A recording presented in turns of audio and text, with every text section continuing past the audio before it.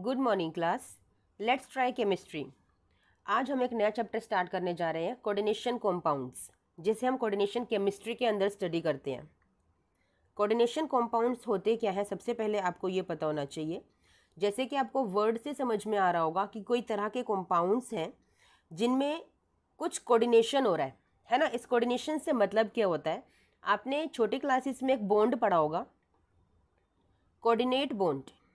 ठीक है, coordinate bond क्या होता है, जिसमें एक ही कोई एटम है, फॉर एन एग्जांपल। ठीक है, कोई एक ही एटम है आपका, ठीक है, उसके पास जब लोन पेयर्स होते हैं, वो दूसरे एटम को अपने ये दोनों के दोनों लोन पेयर्स डोनेट करता है। इसमें इसका कोई रोल नहीं होता, रोल इन द सेंस इसमें इलेक्ट्रॉन्स का कोई यहाँ पे ना लेना है ना देना है इसको। ठीक है, इसको सिर्फ क्या मिल रहा है, इलेक्ट्रॉन्स मिल रहे हैं। तो ये पूरे के पूरे दो इलेक्ट्रॉन्स यानी कि एक पेयर जब डोनेट करता है, ठीक है, इस शेयरिंग को हम लोग जो ये बॉन्ड बनता है ना, इस एक पेयर के इलेक्ट्रॉन को डोनेट करने से इस शेयरिंग वाले इलेक्ट्रॉन्स को हम लोग बोलते हैं कोऑर्डिनेट बॉन्ड। तो ये कोऑर्डिनेशन से बना है। कोऑर्डिनेट किसने किया, हमारे ए और बी ने कोऑर्डिनेट किया, तो ये कोऑर्डिनेट बॉन्ड इसको बोला जाता है। जहाँ पे एक जो इलेक्ट्रॉन है आपका और दूसरा भी जो इलेक्ट्रॉन है वो एक ही एटम है जो डोनेट करता है। समझ में आ गया। नॉर्मली आप क्या देखते हो बच्चा, नॉर्मली आप लोग देखते हो, सपोज कीजिए for an example, very basic example, आपके पास सोडियम है, क्लोराइड है, क्लोरीन है। इसके पास 11 इलेक्ट्रॉन्स होते हैं, 1 एक्स्ट्रा है इसके पास 17 इलेक्ट्रॉन्स होते हैं। ठीक है, इसके पास आउटर मोस्ट में कितने होते हैं, 7 इलेक्ट्रॉन्स होते हैं। ठीक है, इसके पास एक एक्स्ट्रा है, डोनेट करना है। ठीक है, इसके पास एक कम है, इसको एक्सेप्ट करना है, क्योंकि इसका कॉन्फ़िगरेशन है 281, इसका कॉन्फ़िगरेशन है 287। जैसे ही इसको इसका एक ले लिया जाएगा, इसका ऑक्टेट कंप्लीट हो जाएगा, ये अपने आप को स्टेबल फील करेगा। जैसे ही इसको कोई एक दे देगा, इसका ऑक्टेट कंप्लीट हो जाएगा और ये भी स्टेबल फील करेगा। ऐसा ही होता है। इस वजह से ही जब ये डोनेशन होता है तो एक शेयरिंग होती है इलेक्ट्रॉन्स की। इस शेयरिंग को हम इस शेयरिंग को हम लोग बोलते हैं कोवलेंट बॉन्ड। ठीक है, यहाँ पे कोवलेंट बॉन्ड का फॉर्मेशन होता है शेयरिंग के वजह से। जब ये इलेक्ट्रॉन का कंप्लीट ट्रांसफर हो जाता है तब यहाँ पे पॉजिटिव चार्ज आता है और यहाँ पे नेगेटिव चार्ज आता है। तब हम बोलते हैं कि कौन सा बॉन्ड बना है, आपका आयनिक बॉन्ड बना है, क्योंकि आपने आयन्स को फॉर्म किया। समझ में आया। अब आपने जो केस देखा है वो केस क्या है कि जो मेटल्स हैं, क्योंकि हम डी ब्लॉक की सीरीज को स्टडी कर रहे हैं, है ना, आपने इससे पहले डी ब्लॉक एलिमेंट्स का मेरा वीडियो देखा है। तो डी ब्लॉक एलिमेंट्स के जो मेटल्स होते हैं, वो मेटल्स क्या करते हैं बच्चा, उनके पास जो लोन पेयर होता है पूरा का पूरा, क्योंकि डी ब्लॉक एलिमेंट्स आपको पता है ना, इनके पास डी ऑर्बिटल्स होते हैं, उनमें बहुत सारे अनपेड इलेक्ट्रॉन्स पड़े रहते हैं। ठीक है, तो उनमें जो कोई एक पेयर होगा वो कंप्लीट ट्रांसफर होता है, कंप्लीट ट्रांसफर, कंप्लीट डोनेशन कहो या कंप्लीट शेयरिंग कहो। दूसरे वाले मेटल का या दूसरे वाले लीगेंड का यहाँ पे कोई रोल नहीं है, वो सिर्फ इलेक्ट्रॉन लेने के लिए या शेयर करने के लिए आता है। और शेयर भी मतलब ये कुछ दे नहीं रहे, तो एक तरह से आप कहोगे कि ये लेने के लिए ही आता है। शेयरिंग तो वहाँ पे ये बात हो गई। आप शेयरिंग को तो ऐसे समझते हो ना अभी तक, कि शेयरिंग का मतलब क्या है कि इसके पास भी इलेक्ट्रॉन है, इसके पास भी इलेक्ट्रॉन है, आपस में शेयर कर लिया। बट यहाँ पे नो शेयरिंग, यहाँ पे सिर्फ क्या हो रहा है बच्चा, यहाँ पे ये अपने दोनों के दोनों कंप्लीट पेयर को डोनेट कर रहा है। तो इस तरह के बॉन्ड को हम ऐसे ही बनाते हैं एरो के साथ, इसी को बोलते हैं कोऑर्डिनेट बॉन्ड। समझ में आया बच्चा। ये जब एक और एक इलेक्ट्रॉन मिल जाते हैं तो पेयर बन जाता है। पेयर जब 1 पेयर ऑफ शूज़, पता है ना आपको, 2 जब तक आपके पास नहीं शूज़ होंगे आप पहनोगे कैसे, उसे बोलते हैं पेयर ऑफ शूज़। ठीक है, तो एक इलेक्ट्रॉन को बोलते हैं रेडिकल, और जब 2 बन जाते हैं तो उसे बोलते हैं, जब 2 इलेक्ट्रॉन आपके पास होते हैं तो बोलते हैं अ पेयर ऑफ इलेक्ट्रॉन्स। समझ में आ गया। ठीक है, तो ये है coordinate bond, this is the coordinate bond. ठीक है, तो यही है कोऑर्डिनेशन कॉम्पाउंड्स की हकीकत या कहो सच्चाई, जो हम लोग यहाँ पे स्टडी करने वाले, यानी कि वो कॉम्पाउंड्स हम लोग स्टडी करेंगे जो कोऑर्डिनेट बॉन्ड का फॉर्मेशन करेंगे। ठीक है, क्योंकि यहाँ पे जो मेटल्स होते हैं उनके पास डी सबशेल के अंदर इतने सारे अनपेड इलेक्ट्रॉन्स पड़े हुए हैं, जिसकी वजह से इनको बहुत सारे लीगेंड्स को अपनी तरफ अट्रैक्ट करना पड़ता है, या ये कहें कि अट्रैक्ट हो जाते हैं। ठीक है, या फिर ये कहें कि अट्रैक्ट हो जाते हैं। और अब आपने एक बात सोची, नहीं सोची क्या, हम अभी तक क्या पढ़ते आ रहे थे कि मेटल्स के पास एक्स्ट्रा इलेक्ट्रॉन्स होते हैं और वो डोनेट करते हैं, जिसकी वजह से उन पर पॉजिटिव चार्ज आता है। समझ में आया। लेकिन यहाँ आप क्या देख रहे हो कि मेटल के पास तो डी सब शेल में एक्स्ट्रा इलेक्ट्रॉन्स पड़े हुए हैं माना, लेकिन ये पेयरिंग करना चाहते हैं, उसे डोनेट करना नहीं चाहते। तो इसी वजह से कोऑर्डिनेट बॉन्ड बनाते हैं कि भैया मेरा पूरा इलेक्ट्रॉन आपको नहीं देना है मुझे, मैं तो आपसे शेयरिंग करूँगा।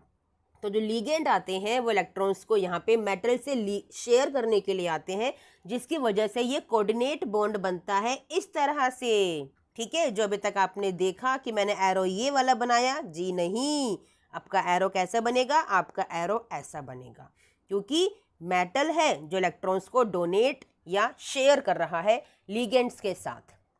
ठीक है, इस तरह के बॉन्ड को बोलते हैं कोऑर्डिनेट बॉन्ड। यहाँ पे पहली बार ऐसा आपने देखा, सुना और पाया कि मेटल के पास भैया क्या है, मेटल इलेक्ट्रॉन को डोनेट तो कर रहा है, साथ में एक्सेप्ट भी कर रहा है। ठीक है, कैसे एक्सेप्ट कर रहा है बच्चा, क्योंकि लिगेंड के पास भी तो इलेक्ट्रॉन्स है ना, जो ग्रुप्स आएंगे। सपोज कीजिए मेटल के पास क्लोरीन आ रहा है, तो क्लोरीन क्या करेगा, इलेक्ट्रॉन्स एक्स्ट्रा है उसके पास, है ना, ये भी कोऑर्डिनेट बॉन्ड बनाएगा और वो भी आपसे शेयरिंग करने के लिए आएगा। अभी एग्जाम्पल देखेंगे बहुत सारे। तो यहाँ पे आप क्या देखोगे, क्या पाओगे बच्चा, कि मेटल जो है यहाँ पे नेगेटिव चार्ज में आपको देखने के लिए मिलेगा ही मिलेगा। ऐसे बहुत सारे कॉम्प्लेक्सेस हमारे पास बनेंगे जहाँ पे मेटल के ऊपर नेगेटिव चार्ज आ सकता है।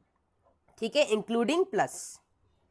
ओके, समझ में आ गया, यानी कि मेटल डोनेट कर रहा है, साथ में मेटल एक्सेप्ट भी कर रहा है इलेक्ट्रॉन्स को, और वहाँ पे कोऑर्डिनेट बॉन्ड भी बन रहा है, जिसकी वजह से हम कोऑर्डिनेशन कंपाउंड्स को पढ़ रहे हैं डी ब्लॉक एलिमेंट की सीरीज के अंदर। समझ में आ गया? ठीक है, चलिए, वेरी गुड। इसके अंदर वर्नर्स थ्योरी, ठीक है, अल्फ्रेड वर्नर थे हमारे साइंटिस्ट आए, जिन्होंने कुछ कहा हमारे कोऑर्डिनेशन कंपाउंड्स के बारे में। कहा तो बहुत कुछ, बट हमें कुछ ही बातें पढ़नी है जो इंपॉर्टेंट है। इन्होंने दो तरह की वैलेंसीज के बारे में बात की। वैलेंसी आपको पता है क्या होती है, जितने इलेक्ट्रॉन्स का लेना देना, यानी कि कमी या ज़्यादा जो होती है किसी एटम के पास, उसे वैलेंसी बोला जाता है। ठीक है, तो दो तरह की वैलेंसीज की बात की इन्होंने कहा प्राइमरी वैलेंसी और इन्होंने कहा सेकेंडरी वैलेंसी। ठीक है, अब ये प्राइमरी वैलेंसी क्या है और सेकेंडरी वैलेंसी क्या है, तो पहले प्राइमरी वैलेंसी को स्टडी करते हैं बच्चा। प्राइमरी वैलेंसी क्या होती है बेटा, आप जब भी किसी मेटल के ऊपर जो भी वटेवर चार्ज देखते हो, आप किसी मेटल के ऊपर जो भी वटेवर कोई चार्ज देखते हो, इसी चार्ज को बोला जाता है primary valency. For an example, metal के ऊपर +3 चार्ज है, what is the primary valency of this metal, this is +3। ठीक है, if metal is having the valency of +7 for an example, then what is the primary valency according to Alfred Werner of this metal, this is +7. I hope you got my point. ठीक है, now come to secondary valency. What is secondary valency बच्चा? secondary valency को हम एक नाम से और जानते हैं बेटा, that is coordination number. अभी कोऑर्डिनेशन नंबर आपको फिर से रिलेट कर रहा होगा कोऑर्डिनेट बॉन्ड के साथ, कर रहा है कि नहीं कर रहा है ना। कोऑर्डिनेशन मीन्स कोऑर्डिनेशन कर रहा है, फिर से कोऑर्डिनेट बॉन्ड की बात हो रही है, यानी कि मेटल कितने लीगेंड से अटैच्ड है। बात को ध्यान से समझिएगा, मेटल कितने लीगेंड से अटैच है उसे कहते हैं उसका कोऑर्डिनेशन नंबर, और वही होती है सेकेंडरी वैलेंसी किसी भी मेटल की। ठीक है, समझ में आ गया। अभी आप लिगेंड के टाइप्स को स्टडी करोगे, मोनोडेंटेट, बाइडेंटेट, पॉलीडेंटेट। ठीक है, मोनोडेंटेट लिगेंड्स क्या होते हैं बच्चा, यही बताती हूँ क्योंकि सेकेंडरी वैलेंसी उसके बिना अधूरी है बतानी। मोनोडेंटेट लिगेंड्स वो लिगेंड्स होते हैं, अच्छा पहले बताओ लिगेंड्स क्या होते हैं, आई होप आपको पता होगा क्योंकि मैंने अपने प्रीवियस क्लासेस में ही बताया है। लिगेंड्स वो एलिमेंट्स होते हैं जो आते हैं किसी भी मेटल के पास अपने ऑक्टेट को कंप्लीट करने के लिए किसी भी तरह से, चाहे वो कोऑर्डिनेट बॉन्ड बना के कंप्लीट करें, चाहे वो शेयरिंग यानी कोवलेंट बॉन्ड बना के करें, चाहे वो आयनिक बॉन्ड बना के करें। ठीक है, वो होते हैं लिगेंड्स, जो साइड एटम्स या साइड ग्रुप्स होते हैं जो किसी भी मेटल के पास आते हैं अपने ऑक्टेट को कंप्लीट करने के लिए, दोज आर लिगेंड्स। इन लिगेंड्स में सबसे फर्स्ट जो टाइप है वो है आपका मोनोडेंटेट लिगेंड। क्या लिख दिया मैंने ये, इट इज मोनोडेंटेट लिगेंड। ठीक है, डेंटेट लिगेंड। ठीक है, मोनोडेंटेट लिगेंड का मतलब क्या होता है बच्चा, जिसके पास, अच्छा पहले डेंटेट का मतलब क्या होता है, चीज़ें बहुत सारी हैं बच्चा, एक के अंदर एक चीज़ें निकल कर आती हैं। चलिए पहले पढ़ते हैं डेंटिसिटी, यानी डेंटेट का मीनिंग क्या होता है, तभी तो मोनो डाई बाय करोगे आप लोग, है ना। डेंटिसिटी क्या होती है बच्चा, डेंसिटी का मतलब है कितने number of pair of electrons हैं किसी भी पर्टिकुलर एटम, एलिमेंट, ग्रुप के पास। समझ में आया? एटम रिएक्शन करने आ रहा है, नो इश्यू। एलिमेंट रिएक्शन करने आ रहा है, नो इश्यू। कोई ग्रुप रिएक्शन करने आ रहा है, नो इश्यू। उसके पास कितने number of pair of electrons हैं, वो होती है density. For an example, ammonia एक ग्रुप है हमारा, अमोनिया NH3 है, 4 एटम है इसके पास। आपको पता है अमोनिया में जो नाइट्रोजन होता है उसके पास एक पेयर ऑफ इलेक्ट्रॉन एक्स्ट्रा पड़ा होता है। कैसे पता है एक पेयर एक्स्ट्रा इलेक्ट्रॉन होता है बच्चा? ऐसे पता होता है, atomic number is 7 of nitrogen, configuration is 2,5। इसके पास आप देख रहे हो इसके पास 3 वैलेंसी है, इसकी वैलेंसी कितनी है? 3 वैलेंसी है, ठीक है। लेकिन इसके वैलेंस इलेक्ट्रॉन्स आपको पता है कितने? 5 वैलेंस इलेक्ट्रॉन्स हैं। इसको 5 बॉन्ड बनाने थे, इसको 5 बॉन्ड बनाने थे। कितने बॉन्ड बने? ओनली 3 बॉन्ड बने। कितने इलेक्ट्रॉन रह गए इसके पास एक्स्ट्रा? 2 इलेक्ट्रॉन्स रह गए, ठीक है। तो ये 2 इलेक्ट्रॉन्स एक पेयर कहलाता है। तो यही पेयर आपको यहाँ पे दिखाई दे रहा है जो एक्स्ट्रा है, ठीक है। तो कितनी डेंसिटी हो गई इस अमोनिया की? इसकी डेंसिटी हो गई 1। एक पेयर को हम एक, यानी कि 2 इलेक्ट्रॉन को हम एक में काउंट करते हैं। तो इस तरह के ग्रुप्स को कहा जाता है मोनोडेंटेट लिगेंड्स, जिनके पास मोनो यानी कि एक ही पेयर प्रेजेंट है इलेक्ट्रॉन की शेयरिंग के लिए, कोऑर्डिनेट बॉन्ड फॉर्मेशन करने के लिए, या फिर लिगेंड को बनने के लिए। आ गया समझ में? This is monodentate ligand. Density means कितने number of pair of electrons present है किसी भी पर्टिकुलर ग्रुप के पास, लिगेंड के पास। समझ में आ गया बच्चा? ठीक है, दिस इज मोनोडेंटेट लिगेंड। अब इसके बाद आता है बाइडेंटेट लिगेंड। बाइडेंटेट लिगेंड मतलब समझ ही गए होंगे, जिसके पास 2 पेयर ऑफ इलेक्ट्रॉन्स होंगे, प्रेजेंट होंगे, है ना। बाइडेंटेट लिगेंड्स या फिर डाई, 2 तरह से अपनी बुक्स के अंदर या क्वेश्चंस में आप देखोगे, कंफ्यूज नहीं होना है आपको। बाय या डाई डेंटेट लिगेंड्स, ठीक है, जिनके पास 2 तरह के, नोट 2 तरह के, उनके पास 2 पेयर ऑफ इलेक्ट्रॉन्स होंगे, ठीक है। यहाँ पर टाइप्स तो होते ही नहीं ना पेयर ऑफ इलेक्ट्रॉन्स में, जब हम लोन पेयर की बात करते हैं, ठीक है। हम बॉन्ड पेयर की बात नहीं कर रहे हैं। वैसे टाइप्स का होगा तो हाँ बॉन्ड पेयर होते हैं, लोन पेयर होते हैं, बट हम लोन पेयर्स की बात कर रहे हैं। तो 2 पेयर ऑफ इलेक्ट्रॉन्स हैं उसके पास जो कि लोन प्रेजेंट है, यानी कि अकेले पड़े हैं, बॉन्ड उनका नहीं बना है, ठीक है। इसके लिए फॉर एन एग्जाम्पल आप ये वाला एग्जाम्पल देख सकते हो बच्चा, आपका ऑक्जेलेट, दैट इज कैसे बना है ऑक्जेलिक? अच्छा, ऑक्जेलिक एसिड का नाम सुना होगा आपने, that is COOH and COOH। आपने अपने प्रैक्टिकल्स में भी किया होगा, यहाँ पे डॉट 2H2O भी आता है, ठीक है। हमें उससे मतलब नहीं है। जब हम इनका एक एक H रिमूव कर देते हैं, जब हम इनका एक एक H रिमूव कर देते हैं तो H क्या गया है? अपना पॉजिटिव चार्ज, यानी कि ऑक्सीजन क्या था? इलेक्ट्रोनेगेटिव एलिमेंट था। हाइड्रोजन पे बेचारे पे एक ही इलेक्ट्रॉन था, वो खींच लिया इसने, तो इसके पास क्या आ गया? नेगेटिव चार्ज आ गया। तो जो ये एंटिटी आपकी बनी है ये एक लिगेंड की तरह काम करेगा। क्यों लिगेंड की तरह काम करेगा बच्चा? क्योंकि इसके पास आप देख रहे हो ये 2 नेगेटिव चार्ज आपको दिखाई दे रहे हैं। नेगेटिव चार्ज का मतलब क्या है कि एक इलेक्ट्रॉन यहाँ है और एक इलेक्ट्रॉन यहाँ है, यानी कि ये पेयर्स आपको दिखाई दे रहे हैं। तो इसके पास 2 पेयर ऑफ इलेक्ट्रॉन्स प्रेजेंट है। बेटा नेगेटिव का मतलब क्या होता है? एक्स्ट्रा इलेक्ट्रॉन्स ना, वो डोनेट करने के लिए जा रहा है। एक्स्ट्रा का मतलब क्या है? उन्होंने बॉन्ड नहीं बना रखा किसी से। नेगेटिव चार्ज का मतलब यही तो होता है कि उसने इलेक्ट्रॉन एक्सेप्ट किया हुआ है, एक्स्ट्रा है उसके पास, तो वो लोन पेयर्स होते हैं। अब देखो आपको दिख रहा होगा यहाँ पे 2 पेयर्स आपको दिख रहे हैं, तो ये क्या हो गया? Bidentate ligand. तो उसकी डेंसिटी कितनी हो गई? 2। डेंसिटी कितनी हो गई? 2 डेंसिटी हो गई, ठीक है। समझ में आ गया? चलिए वेरी गुड। अब इसके बाद ट्राई, टेट्रा, पेंटा, बहुत सारे हैं, हेक्सा, हेप्टा, ठीक है। हम इसको उन सबको करते हैं पॉलीडेंटेट लिगेंड में कंसिडर करते हैं, ठीक है। पॉलीडेंटेट लिगेंड्स इनमें कंसिडर किया जाता है। क्या होते हैं पॉलीडेंटेट लिगेंड्स? जिन आप समझ ही गए होंगे, 2 से ज्यादा। 1 तो मोनो बोल दिया, 2 को हमने डाई या बाय बोल दिया, तो 2 से ज्यादा जिसके पास होंगे, यानी कि 3 और 3 से ज्यादा पेयर जिसके पास होंगे उन्हें बोलते हैं polydentate ligands. For an example आपके पास है EDTA, बहुत सुना होगा EDTA के बारे में। इसकी फुल फॉर्म क्या होती है? इथाइलिन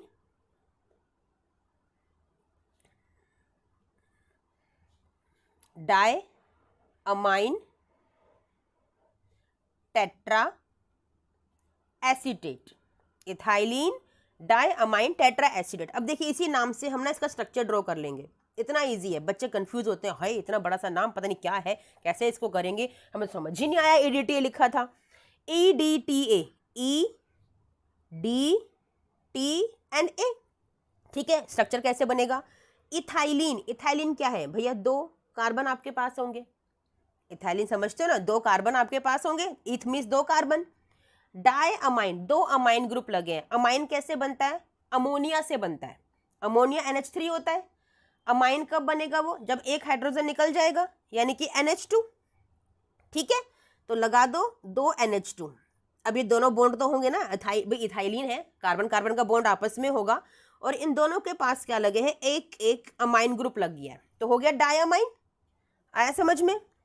टेट्रा मीन्स 4 ग्रुप लगे हैं। कौन से 4 ग्रुप लगे हैं भाई? एसीटेट के। एसीटेट क्या होता है? एसिटिक एसिड का नाम सुना है? सुना है। क्या होता है एसिटिक एसिड? एक कार्बोक्सिलिक एसिड होता है जिसमें 2 कार्बन होते हैं। होता ही नहीं होता है? क्या स्ट्रक्चर होता है उसका? CH3COOH, CH3COOH, सुना है इसके बारे में? ये है आपका एक, इसको बोलते हैं हम एसिटिक एसिड, जिसका IUPAC नेम क्या बोलोगे? इथेनोइक एसिड, है ना? समझ में आया? तो ये 4 एसिटेट लगे हैं। एसिटेट कैसे बनेगा? ये हाइड्रोजन के यहाँ से निकल जाने से, अभी सिखाया था ना मैंने, हाइड्रोजन निकल जाएगा। क्यों? इस ऑक्सीजन ने क्या क्या है? इलेक्ट्रॉन्स को एक्सेप्ट कर लिया है, तो नेगेटिव चार्ज आएगा उसके ऊपर, आएगा।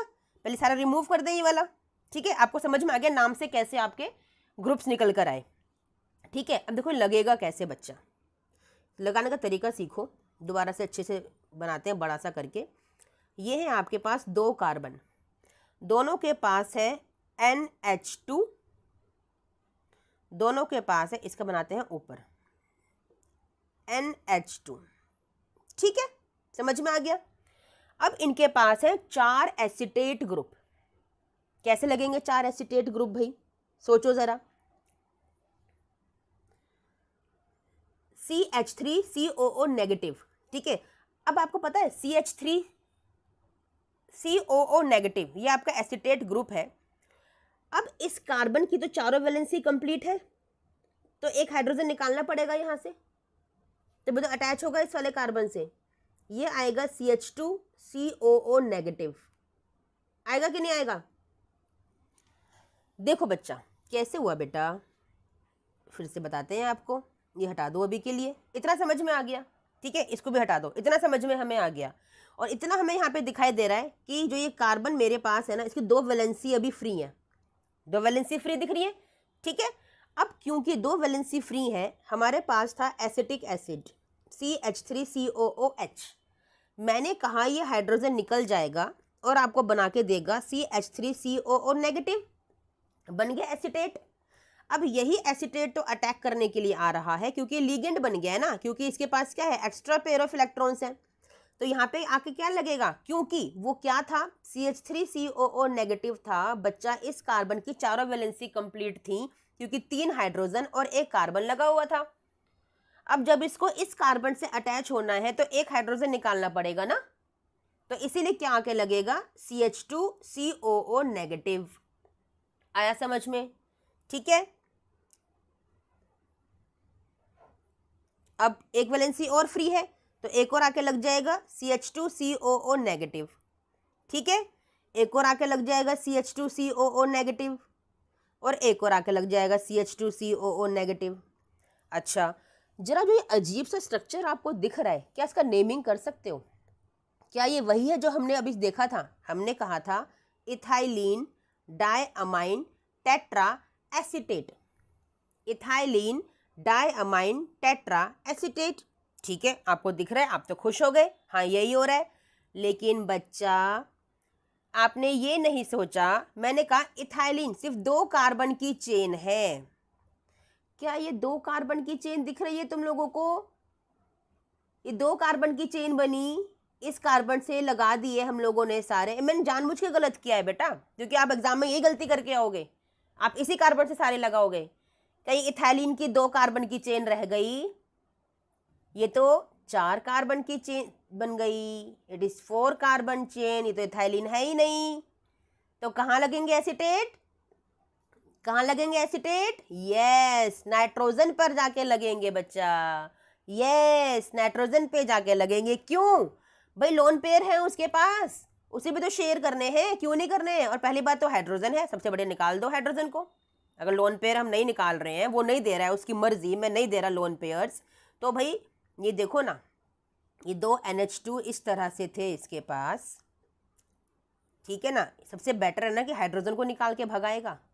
ये लोन पेयर है इस नाइट्रोजन के पास, ठीक है ना, तो ये हाइड्रोजन को भगा देगा यहाँ से, भागो भागो भागो, ठीक है। क्या आके लगेगा इसके पास, CH2 COO negative, CH2 COO negative, CH2 COO negative, and the fourth one CH2 COO negative. This is ethylene diamine tetra acetate. समझ में आया स्ट्रक्चर। अब ये क्यों है पॉलीडेंडेट, भाई ये यूं है पॉलीडेंडेट क्योंकि 1 पेयर, 2 पेयर, 3, 4, 5 एंड 6 पेयर्स। इसको हेक्साडेंडेट लीगेंड भी बोला जाता है क्योंकि ये एक पॉलीडेंटेट लीगेंड है। आई होप मेरा इतना समझाने से समझ में आ गया। मैंने एक स्ट्रक्चर पे इतना टाइम आपको इसीलिए दिया है बच्चा, क्योंकि एग्जाम में आपको लीगेंड के रूप में ये बहुत कई तरह से आपको दिखाई देगा, कई तरह से। अभी एक टाइप और बताऊंगी इसका, अभी मैं, इतना इंपॉर्टेंट है एग्जाम में, ये बहुत तरह से लिख के आपको दिखाई देता है, आपके बुक्स के अंदर भी लिखा दिखाई देगा, ठीक है। समझ में आया, ओके। चलिए क्वेश्चंस करेंगे तो और चीजें समझ में आपको EDTA समझ में आ गया, यानी कि आप पॉलीडेंटेट लीगेंड समझ गए, ठीक है। चलिए वापस आते हैं सेकेंडरी वैलेंसी पे, ठीक है। सेकेंडरी वैलेंसी, प्राइमरी वैलेंसी आपको समझ में आ चुकी है। Now what is secondary valency. Secondary valency वो होती है जिसमें हम लोग कोऑर्डिनेशन नंबर को काउंट करते हैं। कोऑर्डिनेशन नंबर का मतलब कितने कोऑर्डिनेट बॉन्ड बने हुए हैं, कितने कोऑर्डिनेट बॉन्ड बने हुए हैं, ठीक है। जैसे मेटल के पास मैंने कहा अगर 4 लिगेंड आए हैं तो हम क्या कहेंगे कि ये क्या है, आपके 4 इसका कोऑर्डिनेशन नंबर हो गया, क्योंकि 4 कोऑर्डिनेट बॉन्ड बन रहे हैं, तो ये 4 कोऑर्डिनेशन नंबर हो गया। यानी कि कितनी सेकेंडरी वैलेंसी हो गई इस मेटल की, 4 सेकेंडरी वैलेंसी हो गई।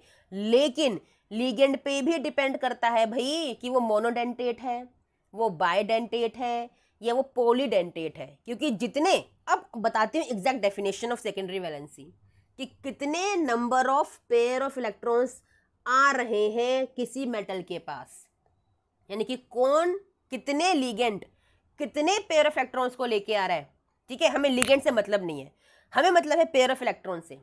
मेटल के पास कितने पेयर ऑफ इलेक्ट्रॉन्स आ रहे हैं वो उसका कोऑर्डिनेशन नंबर है, यानी कि वो उसकी सेकेंडरी वैलेंसी है in short. For an example बच्चा, फॉर एन एग्जांपल बहुत इंपॉर्टेंट है, एग्जाम में क्वेश्चन आता है यहां से। कोई मेटल है उसके पास 2 लिगेंड आए, आपने देखती बोल दिया अरे ये तो भैया कौन सा है, डेंसिटी 2 है इसकी, और ये तो आपका सेकेंडरी वैलेंसी में आएगा, और इसकी वैलेंसी कितनी हो गई, सेकेंडरी वैलेंसी कितनी हो गई, 2 हो गई। लेकिन क्या आपको पता है अगर मैंने इसको यहाँ पे EDTA लगा दिया तो क्या अब भी सेकेंडरी वैलेंसी 2 है। चलो ये मैंने माना, मैंने अमोनिया आपको दिया था, ये मोनोडेंटेट लिगेंड था, मैंने आपको अमोनिया दिया, आपके पास एक पेयर आया, तो आपने कहा यहाँ पे तो 1 वैलेंसी हो गई। क्या यहाँ पे EDTA लगने से क्या 2 वैलेंसी हो जाएंगी सेकेंडरी, कैसा होगा बच्चे, कितनी वैलेंसी होती है इसकी, कितने number of pair of electrons है, 6, तो कितनी सेकेंडरी वैलेंसी हो गई, 7, 1 यहां से और 6 यहां से। किसी मेटल की कितनी सेकेंडरी वैलेंसी हो गई, 6 पेयर यहां से आ रहे हैं और 1 पेयर यहां से आ रहा है, तो कितने हो गए, 7 पेयर। तो सेकेंडरी वैलेंसी क्या हो गई बच्चा, 7 हो गई।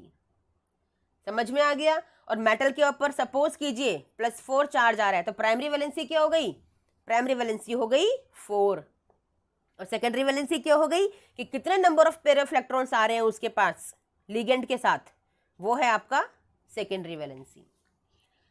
ठीक है, समझ में आ गया, ठीक है बच्चा।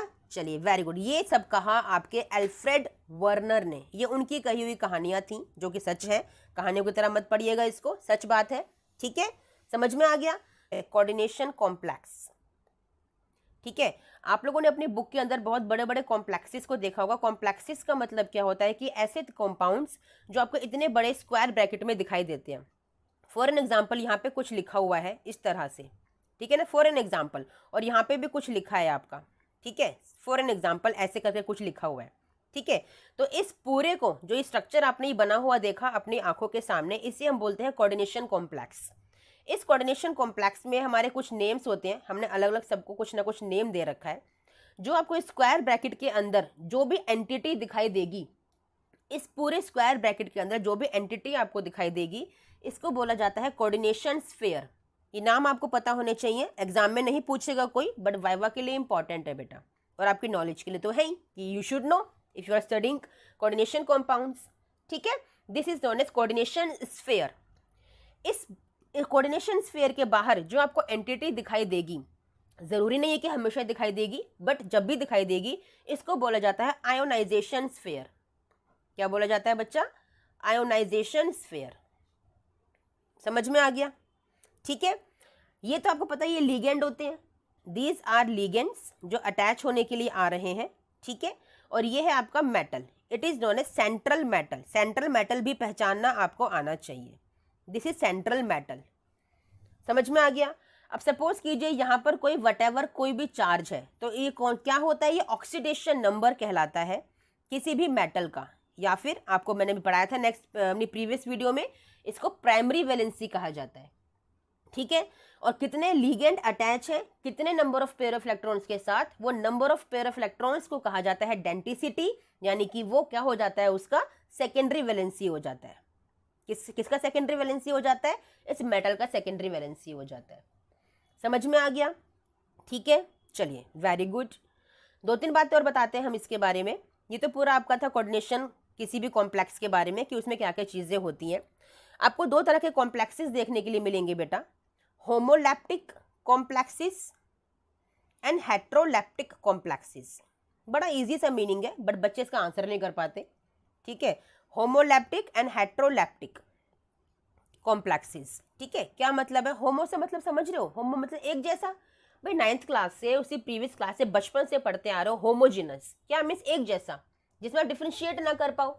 तो होमोजिनस यानी कि होमोलैप्टिक वर्ड वहां से निकल कर आया है। होमो का मतलब ऐसा मेटल जिसके पास एक ही तरह के लिगेंड्स हैं, कोई डिफरेंट लिगेंड नहीं है उसके पास, दैट इज होमोलैप्टिक लिगेंड, यानी कि होमोलैप्टिक कॉम्प्लेक्स। ठीक है, हेट्रो का मतलब क्या हो गया? कि इसके साथ कोई और तरह के भी लिगेंड अटैच है, this is known as now heteroleptic complex. समझ में आ गया?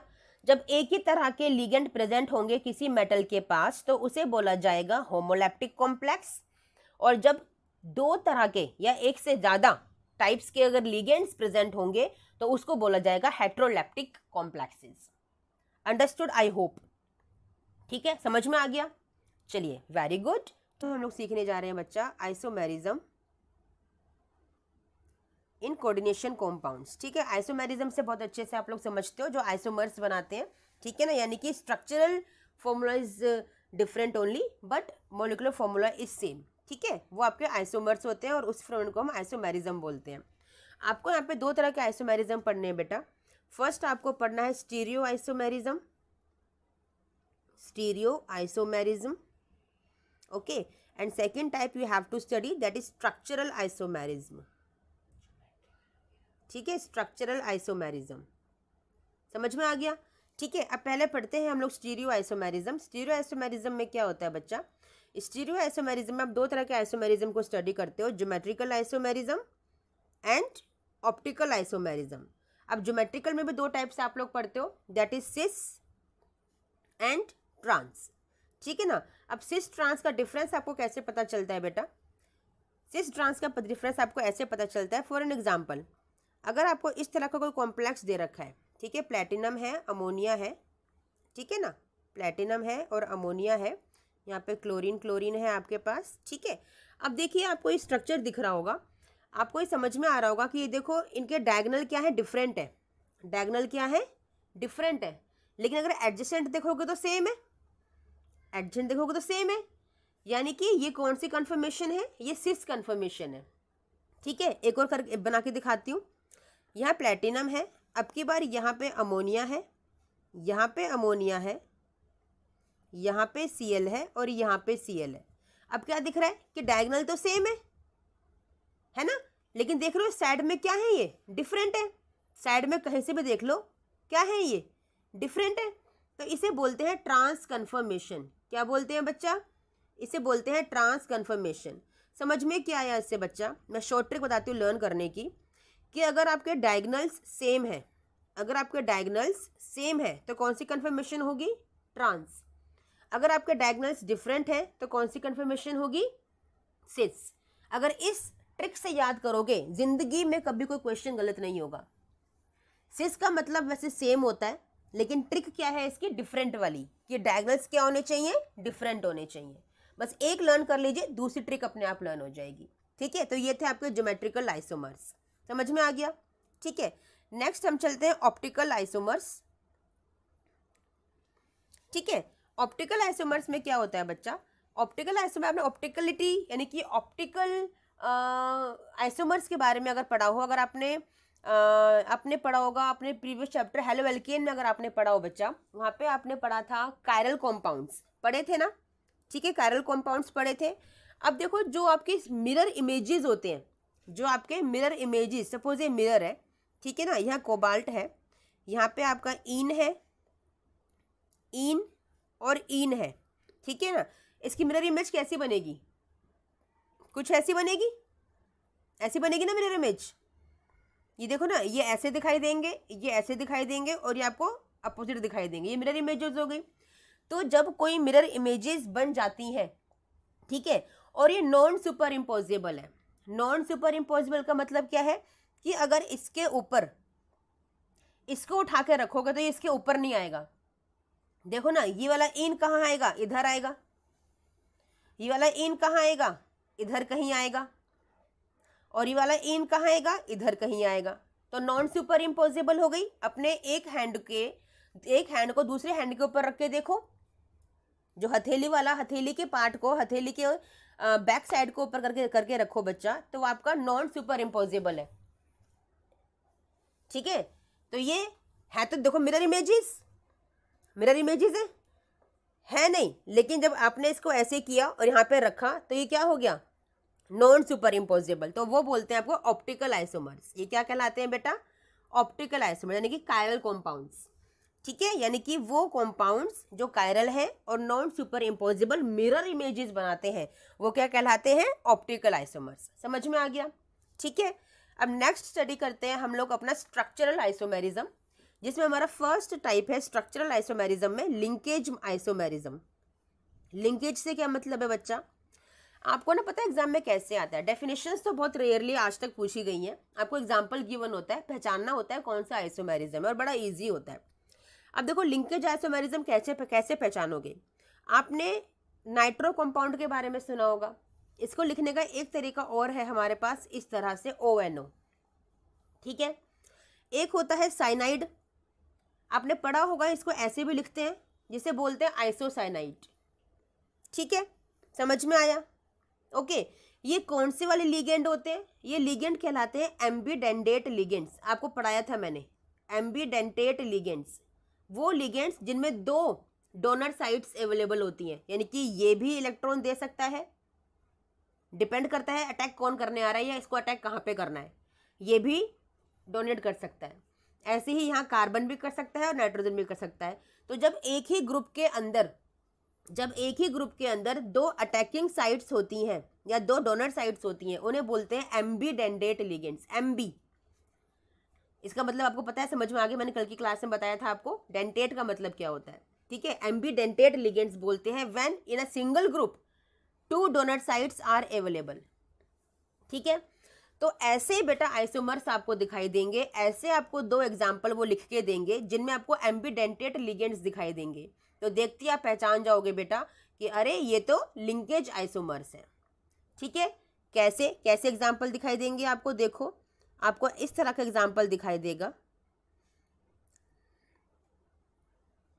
ठीक है, coordination sphere and Cl2, it's a coordination compound, coordination complex है आपका। ठीक है, आपको ये दिखाई दे रहा है। ठीक है, अब आपको इसी के साथ एक और कौन सा कॉम्पाउंड देगा? आपको देगा इस तरह से लिखा हुआ, तो देख के समझ जाओगे, नहीं समझ जाओगे? ये देखो NO2 लिखा है और ONO, बस इसी में डिफरेंस है, बाकी सब कुछ सेम है। आप देखते पहचान जाओगे कौन सा आइसोमर है, ये लिंकेज आइसोमर है जिसके अंदर सिर्फ और सिर्फ एम्बिडेंटेट लिगेंड का डिफरेंस होता है। समझ में आ गया? या फिर इसकी जगह क्या लिखा होगा, एग्जाम्पल बता देती हूँ। हो सकता है यहाँ पे साइनाइड लिखा हो और यहाँ पे क्या लिखा हो, आइसोसाइनाइड, तो आपको ऐसे डिफरेंस से पता चल जाएगा। समझ में आ गया? ठीक है बच्चा, समझ में आ गया बच्चा? ठीक है, चलिए सेकंड टाइप पे चलते हैं। सेकंड टाइप है वो coordination isomers. Coordination isomers, coordination isomers. अब कोऑर्डिनेशन आइसोमर का मतलब क्या है बच्चा? इसमें आपको किस तरह के आइसोमर्स दिखाई देंगे? बड़े सिंपल से आइसोमर है। इसमें पता है क्या होता है, आपके मेटल, सेंट्रल मेटल में चेंजेस होते हैं। ठीक है ना? अब देखो सपोज कीजिए आपको ये दे रखा है, इस तरह का कोई कॉम्प्लेक्स आपको दे रखा है। ठीक है ना? ये कॉम्प्लेक्स आपको दे रखा है। ठीक है, एक तो ये दे दिया, ये पूरा एक ही कॉम्प्लेक्स है। ठीक है, और दूसरा कॉम्प्लेक्स क्या दे देंगे आपको, जरा देख के मुझे बताइए क्या डिफरेंस है इसके अंदर, इन दोनों में क्या डिफरेंस है? यस बच्चा, इन दोनों में डिफरेंस है कि आपको जो मेटल्स हैं वो एक्सचेंज हो गए हैं। दिख रहा है ना? आपके सिर्फ सिर्फ मेटल्स एक्सचेंज हो गए हैं, या क्या कह सकते हो कि लिगेंड एक्सचेंज हो गए हैं। बात तो एक ही है, बात तो एक ही है। तो मतलब जहां पे एक्सचेंज हो जाए, या तो आपका सेंट्रल मेटल एटम समझ लो या आपके लिगेंड का समझ लो, और है सब कुछ सेम, है सब कुछ दोनों में सेम। देख लो, इसे बोलते हैं कोऑर्डिनेशन। कोऑर्डिनेट किया है, बस सिंपल कोऑर्डिनेट बॉन्ड बना हुआ है और कोऑर्डिनेशन कर रखा है, कोई चेंज नहीं हुआ, सब कुछ सेम है, बस उन आपस में एक्सचेंज हो गए हैं। This is coordination isomerism. ठीक है, इन्हें बोलते हैं कोऑर्डिनेशन आइसोमर्स। अंडरस्टूड? ठीक है, चलिए नेक्स्ट है आपका आयोनाइजेशन आइसोमेरिज्म। अब आयोनाइजेशन आइसोमर्स कौन से होते हैं, कुछ समझ में आ रहा होगा, आयोनाइज होना है ना। आयोनाइज कैसे हो रहे हैं बच्चा, मतलब आयोनाइजेशन स्फीयर में डिफरेंस है, खाली वहां पे चेंजेस आ रहे हैं। देखो क्या होता है आयोनाइजेशन स्फीयर, पता है, जो बाहर होता है कोऑर्डिनेशन स्फीयर से, है ना। ये आपको कोऑर्डिनेशन स्फीयर आपको कोई दे रखा है, ठीक है ना। एक ये कॉम्प्लेक्स आपको दे रखा है और एक कॉम्प्लेक्स आपको ये दे रखा है।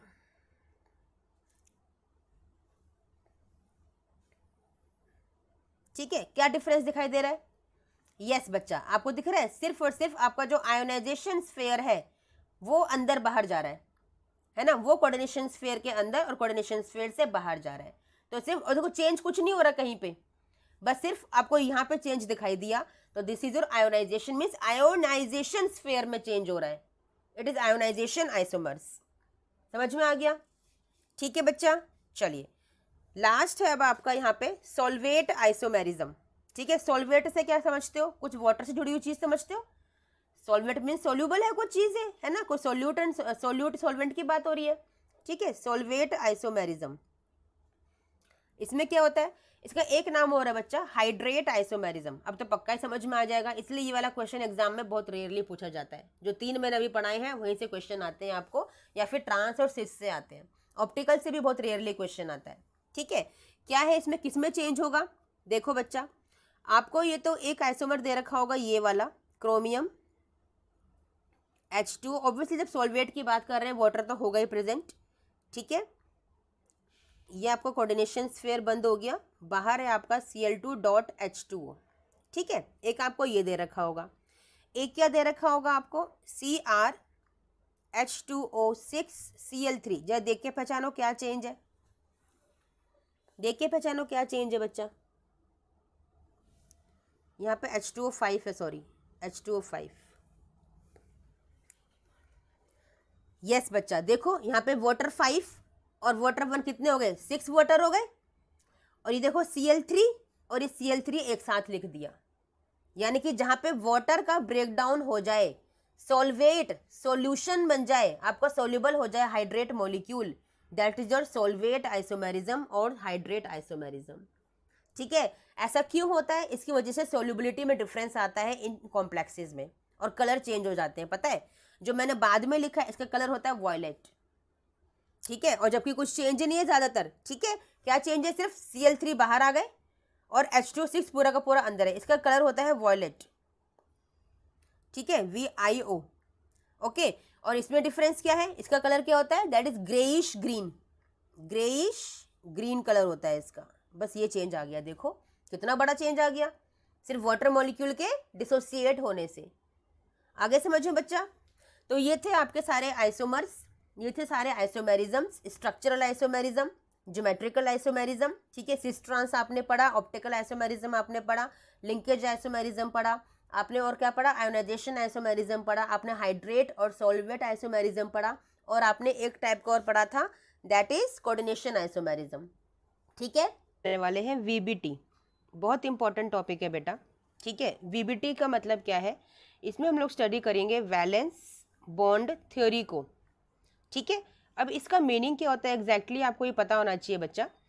वैलेंस, ठीक है, वैलेंस का मतलब क्या है बच्चा कि वैलेंस इलेक्ट्रॉन्स जो हमारे पास प्रेजेंट होते हैं किसी भी वैलेंस से, यानी कि लास्ट सबशेल के अंदर, ठीक है ना, कोई भी आपका एटम है, और कोई भी एटम कौन सा, हम यहाँ पे बात कर रहे हैं अपने डी ब्लॉक एलिमेंट्स की, हम उसी को स्टडी कर रहे हैं क्योंकि डी ब्लॉक एलिमेंट्स ही है जो कोऑर्डिनेशन कॉम्प्लेक्स बनाते हैं, और हम ये चैप्टर जो स्टडी कर रहे हैं वो है आपका कोऑर्डिनेशन कॉम्पाउंड।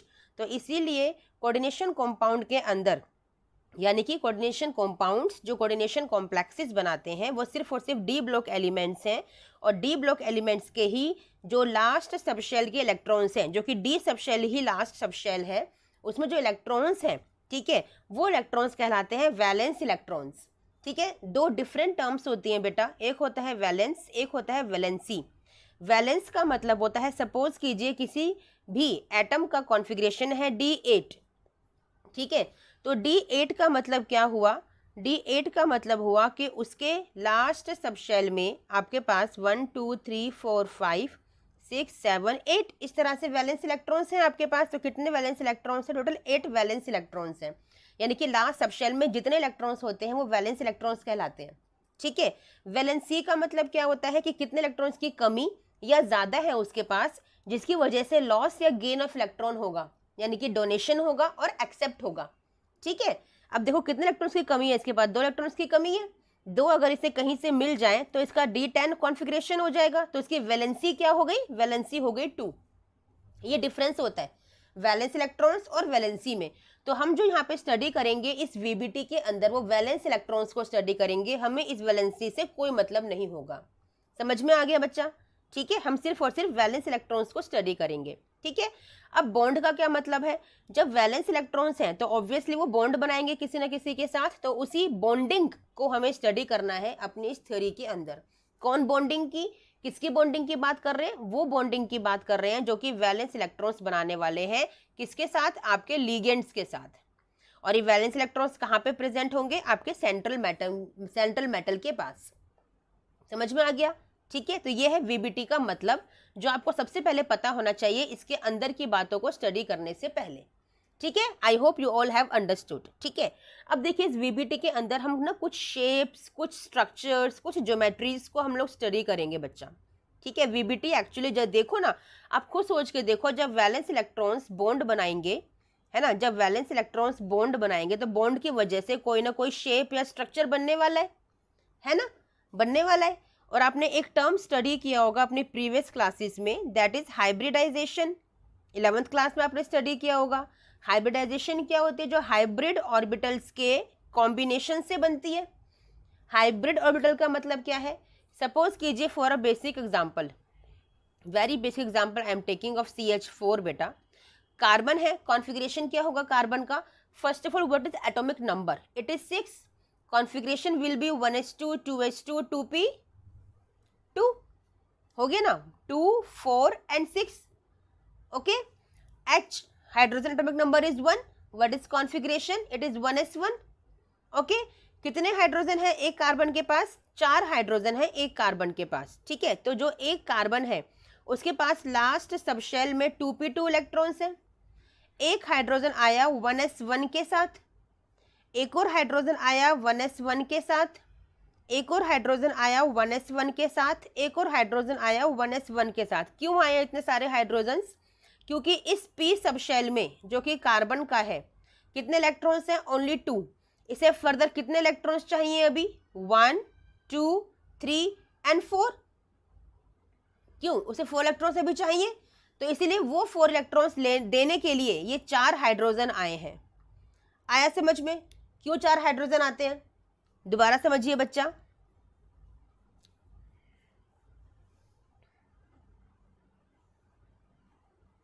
देखिए, कार्बन के पास 2p2 लास्ट सब शेल है, इतना समझ में आया।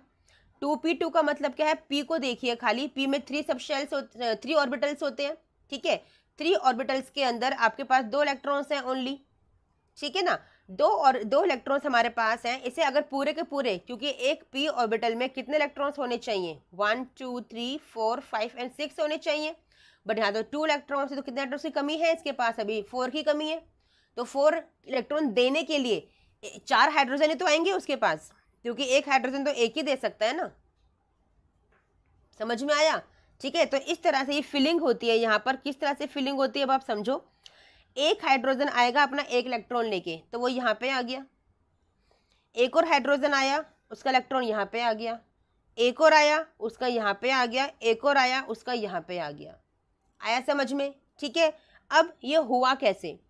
आपने देखा कि कार्बन के पास तो p सब शेल था जो कि डंबल शेप का होता है, हाइड्रोजन के पास s सब शेल था जो कि स्फेयर शेप का होता है ना, स्फेयर शेप का होता है। तो इनकी आपस में इस तरह से ओवरलैपिंग होती है, इन सब शेल्स की इस तरह से ओवरलैपिंग होती है। इसे बोलते हैं हेड ऑन ओवरलैपिंग, इसे बोलते हैं साइडवेज ओवरलैपिंग। इन ओवरलैपिंग्स की वजह से आपके ये वाले हाइब्रिड ऑर्बिटल्स बनते हैं। इन्हीं ऑर्बिटल की फॉर्मेशन की वजह से हम एक टर्म बोलते हैं, फिनोमिनन का नाम दिया है हम लोगों ने, एक प्रोसेस का नाम दिया है हाइब्रिडाइजेशन। यानी कि जहाँ पे हाइब्रिड ऑर्बिटल्स का फॉर्मेशन होता है उसे हाइब्रिडाइजेशन बोला जाता है। आगे समझ में, व्हाट इज हाइब्रिडाइजेशन?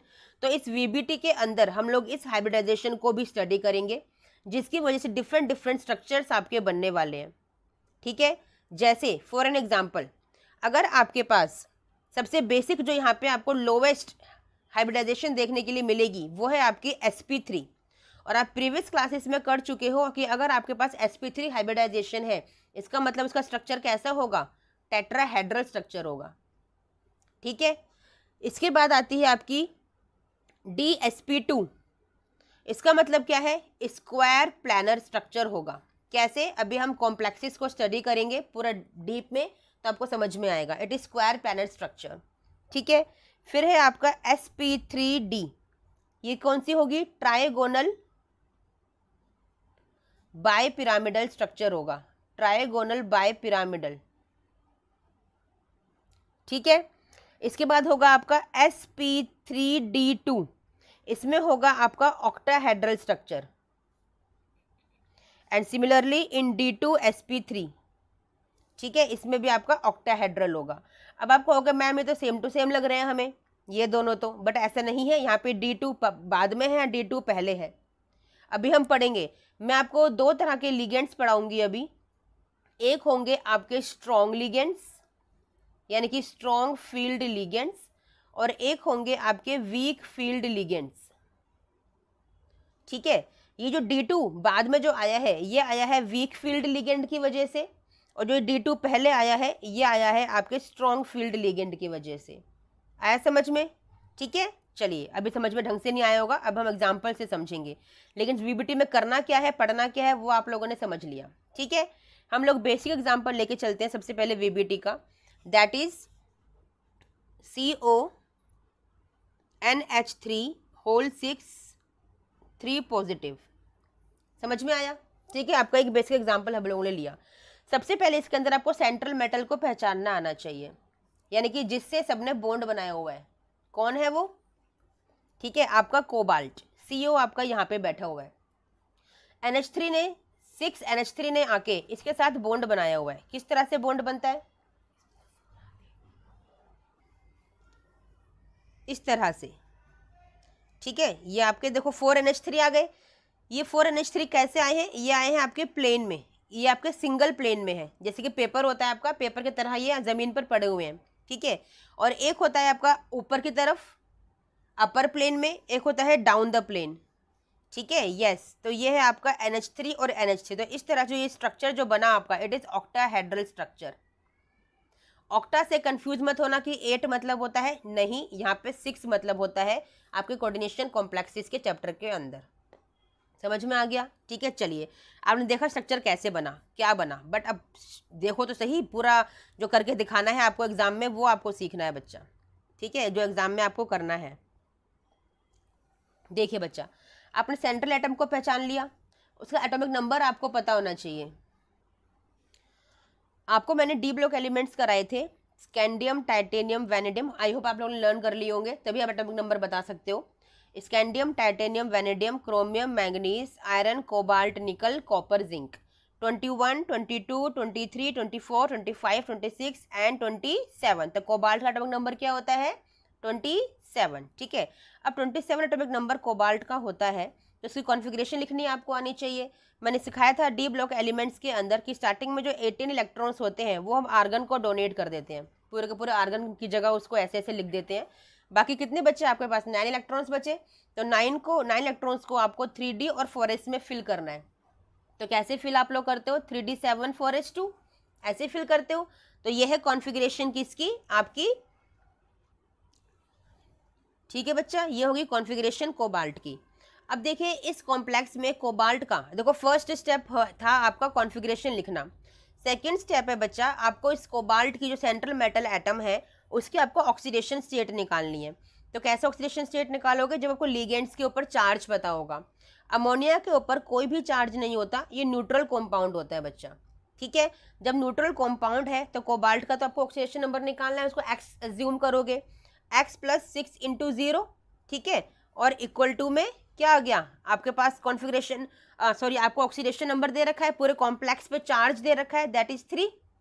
वो आप यहाँ पे लिखोगे, तो ये क्या आ गया? x = 3, यानी कि कोबाल्ट का ऑक्सीडेशन नंबर क्या आ गया? 3 आ गया। समझ में आ गया? ठीक है, समझ में आ गया बच्चा? ठीक है, तो हमने ऑक्सीडेशन नंबर निकाल लिया कोबाल्ट का। ठीक है, अब जब कोबाल्ट का ऑक्सीडेशन नंबर निकल गया तो हमें कॉन्फ़िगरेशन लिखनी है अब ऑक्सीडेशन नंबर के अकॉर्डिंग।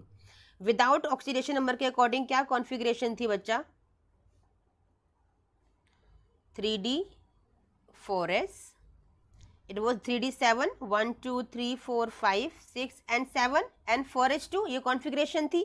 लेकिन जब कोबाल्ट हमें पता चल गया कि +3 ऑक्सीडेशन नंबर में है, तो क्या कॉन्फ़िगरेशन हो जाएगी बेटा? आपको मैंने बताया था सबसे पहले इलेक्ट्रॉन्स कहाँ से निकलते हैं? सबसे पहले जो इलेक्ट्रॉन्स निकलते हैं आपके 4s से। तो यहाँ पे क्या हो गया? 0, यहाँ तो एक भी इलेक्ट्रॉन नहीं बचा आपका, और एक इलेक्ट्रॉन जाएगा आपका यहाँ से। तो कितना इलेक्ट्रॉन, सॉरी आपका इलेक्ट्रॉन जाएगा यहाँ भी तो है ना, आपका इलेक्ट्रॉन जाएगा यहाँ से। ठीक है, तो आपको कॉन्फ़िगरेशन हो गया 1 2 3 4 5 एंड 6, 3 इलेक्ट्रॉन्स आपने दे दिए। तो ये कॉन्फ़िगरेशन हो गई आपकी 3D 6 4s 0। ठीक है बच्चा, क्योंकि आपने जो लास्ट इलेक्ट्रॉन वो यहाँ पे फिल किया था ना बेटा, तो वहीं से तो निकलेगा ना आपका, यहाँ से तो कभी इलेक्ट्रॉन निकलता ही नहीं है, क्योंकि आपका यहाँ पे इलेक्ट्रॉन एक्स्ट्रा है ना, यहाँ पे 2 इलेक्ट्रॉन एक्स्ट्रा, जो एक्स्ट्रा इलेक्ट्रॉन्स होते हैं वहाँ से निकलते हैं। ठीक है, चलिए आपको इतना समझ में आ गया बेटा। अब देखिए बेटा, अब जब हमने कॉन्फ़िगरेशन लिख लिया कोबाल्ट 3+ का, अब नंबर आता है इन लीगेंड का, क्योंकि जब लीगेंड बॉन्ड बनाने के लिए आए हैं,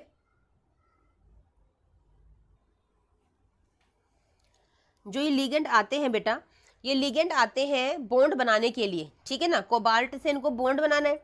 अब देखो क्योंकि 6 अमोनिया आपके पास है, तो आप देखो आपके पास सबसे पहले अब आपको क्या पता करना है कि आपको जो लीगेंड है वो स्ट्रॉन्ग फील्ड लीगेंड है या फिर वीक फील्ड लीगेंड है।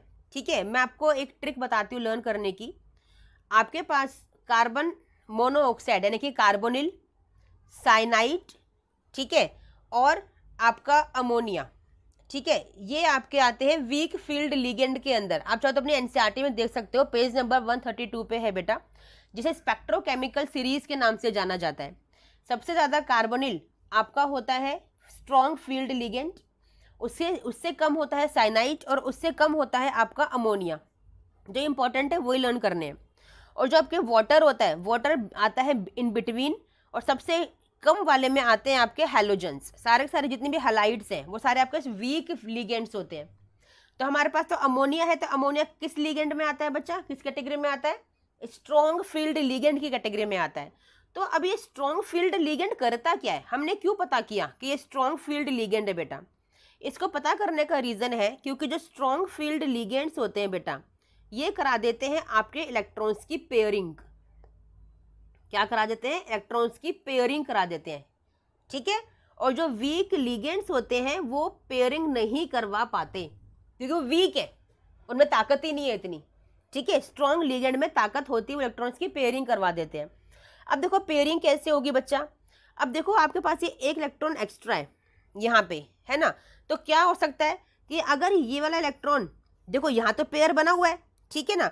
अगर ये वाले अकेले हैं, ये चारों अकेले हैं, ठीक है ना, अगर ये चारों आपस में पेयरिंग कर ले तो क्या होगा, ये वाला इधर आ जाए और ये वाला इधर आ जाए, तो ये क्या होगा बच्चा, इनके पेयर बन गए। किसकी वजह से हुआ? ये अमोनिया की वजह से हुआ, क्योंकि अमोनिया क्या था? आपका स्ट्रॉन्ग लिगेंड था, ठीक है। तो होगा क्या, यहाँ पहले से एक पेयर था, एक पेयर बन गया और एक और पेयर बन गया, तो ये आपके पास बच गए बाकी खाली, ये आपके पास बच गए बाकी खाली। इतना समझ में आ गया बेटा, ठीक है। अब देखो अमोनिया आएगा, अमोनिया ने अपना काम तो कर दिया, उसने अपने लिए जगह बना ली, उसने पेयरिंग करवा दी और जगह बना ली, है ना। अब देखो जब जगह बना ली इसने, तो ये क्या करेगा, 6 अमोनिया आएंगे, तो एक पेयर यहाँ पे आएगा अमोनिया का, सेकंड पेयर यहाँ पे आएगा, थर्ड पेयर यहाँ पे आएगा, बाकी 3 पेयर कहाँ पे जाएंगे? आपके 4p सब शेल के अंदर, ठीक है। 1 2 3 पेयर्स हो गए, 4th pair, 5th pair and 6th pair, ठीक है। अब आपकी कॉन्फ़िगरेशन क्या बनेगी? जो आपने ये पेयरिंग बाद में की है, जो लिगेंड की फिलिंग आपने की है, ये लिगेंड की फिलिंग हाइब्रिडाइजेशन बनाती है। 3D में कितने पेयर फिल किए आपने? 2 पेयर फिल किए। 4s में कितने पेयर फिल किए आपने? 1 पेयर फिल किए। 4p में कितने पेयर फिल किए आपने? 3 पेयर फिल किए। तो क्या कॉन्फ़िगरेशन हो गई?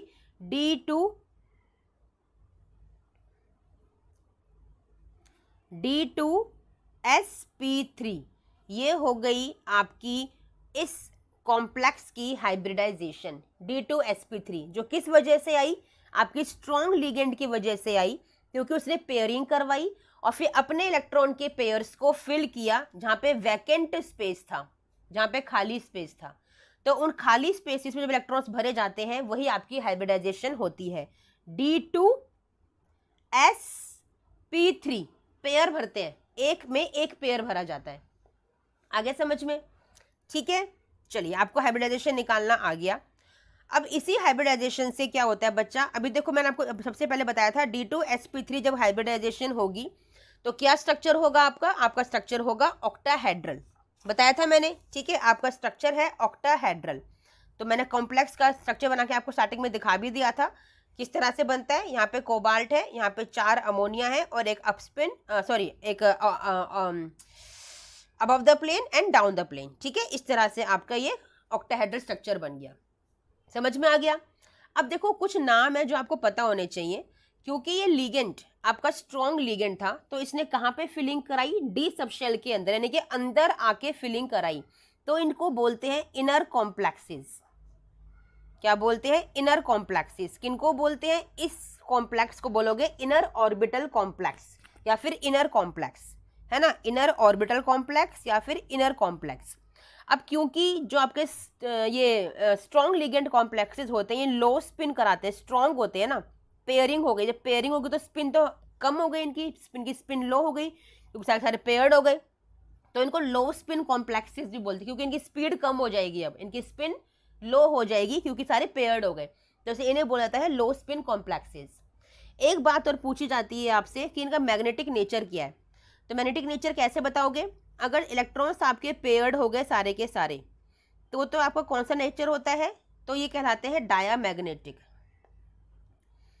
लेकिन अगर आपके इलेक्ट्रॉन्स अनपेयर्ड रह जाते हैं तो, यानी कि अगर एक भी इलेक्ट्रॉन अनपेयर्ड है तो वो क्या कहलाता है? That is paramagnetic.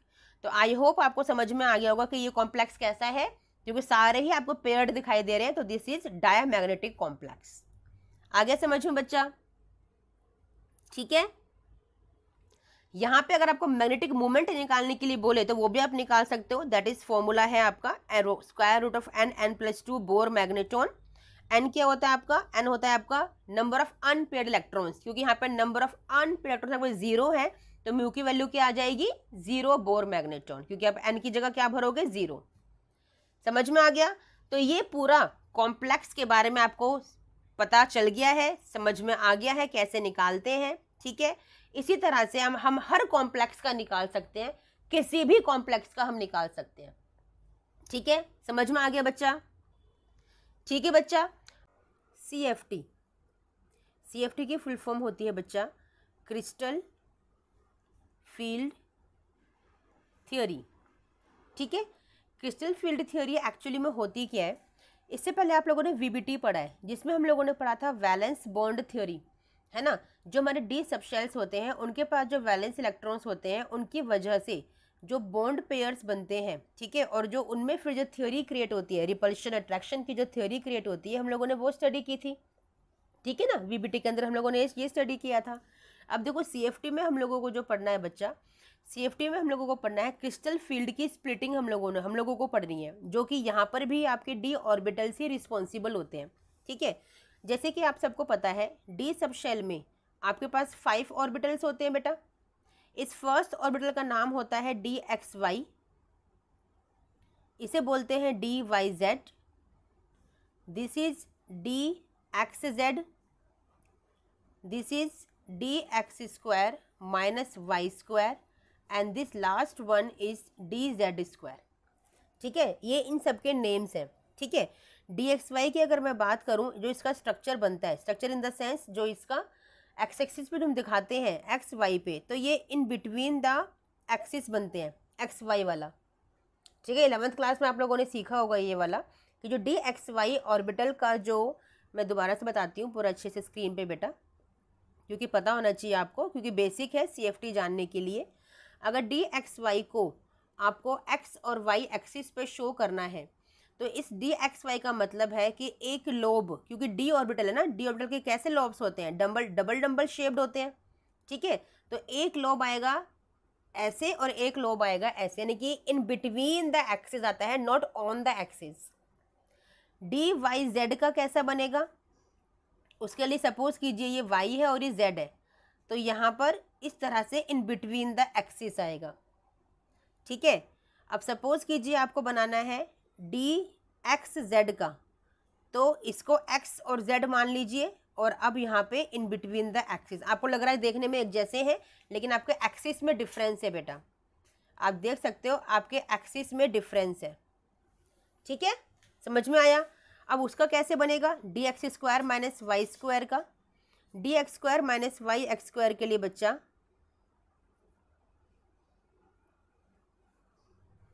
अब क्योंकि ये X square minus Y square है, तो एक्स वाई एक्सिस पे ये ऑन द एक्सिस बनते हैं, ये वाले इस तरह से। ओके बच्चा, अब देखिए DZ स्क्वायर का कैसे बनेगा।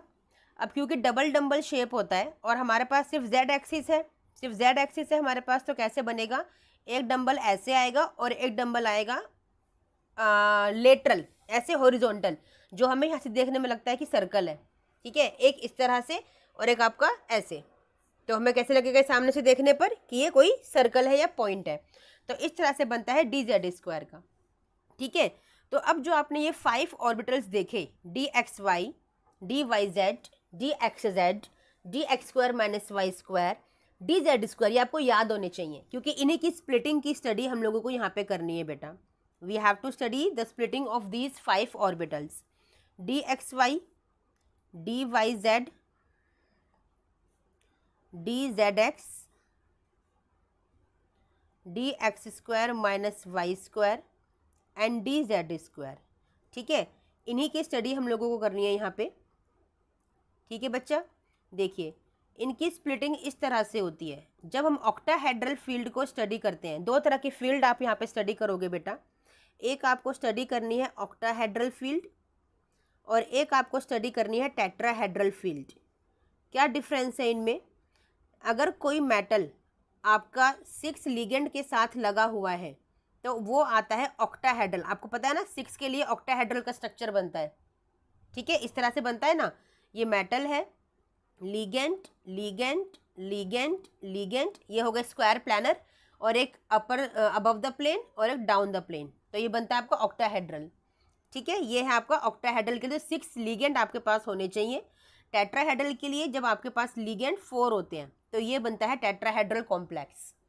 तो आपको क्वेश्चन में गिवन होगा, अगर ये 6 लिखा है तो it means you have to draw octahedral structure. Octahedral के लिए आप ये वाला डायग्राम बनाओगे जो मैं सिखाने जा रही हूँ। अगर आपको 4 लिगेंड दे रखे हैं तो आप बनाओगे टेट्राहेड्रल के लिए। समझ में आ गया, 4 से टेट्रा और 6 से ऑक्टाहेड्रल। तो सबसे पहले हम लोग सीख रहे हैं बच्चा ऑक्टाहेड्रल फील्ड के लिए। ठीक है, स्प्लिटिंग हो रही है तो आपके जो 3 ऑर्बिटल्स हैं ये नीचे स्प्लिट हो जाते हैं। इनका नाम होता है T2G, तीनों का नाम है T2G ऑर्बिटल्स। ठीक है, बाकी जो 2 बचे हैं वो ऊपर स्प्लिट होते हैं, इनका नाम होता है EG। नीचे वाला कौन सा आया, DXY, DYZ और DXZ।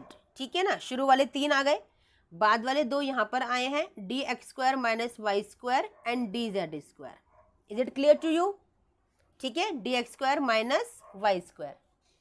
ओके, ये वाला DX² - Y² एंड DZ²। ठीक है, क्लियर?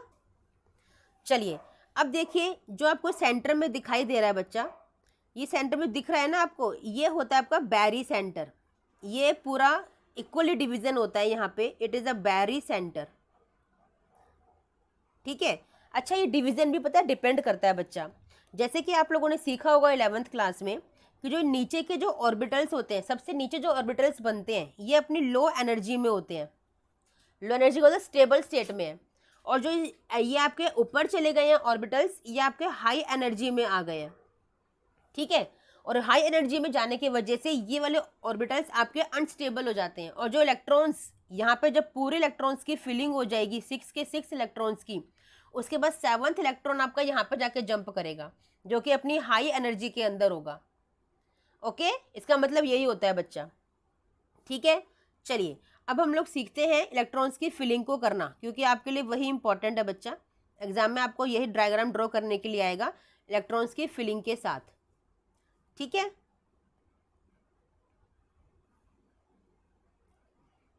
चलिए अच्छा, उससे पहले एक चीज़ और बता दूं मैं आपको कि जो ये हाफ बैरी सेंटर है ना, ये यहाँ तक की जो वैल्यू होती है फॉर ऑक्टाहेड्रल, ये आपकी वैल्यू होती है बच्चा 2/5 डेल्टा O, जो कि माइनस में होती है। It is -2/5 delta O।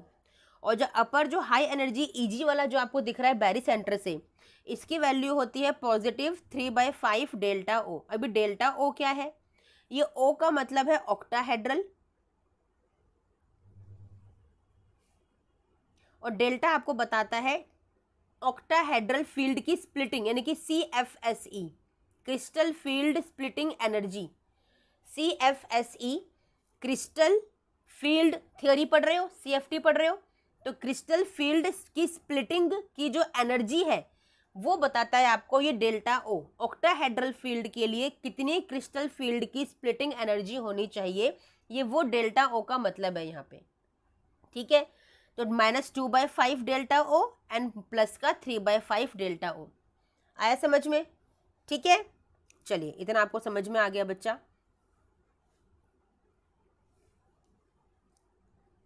ठीक है, +3/5 delta O।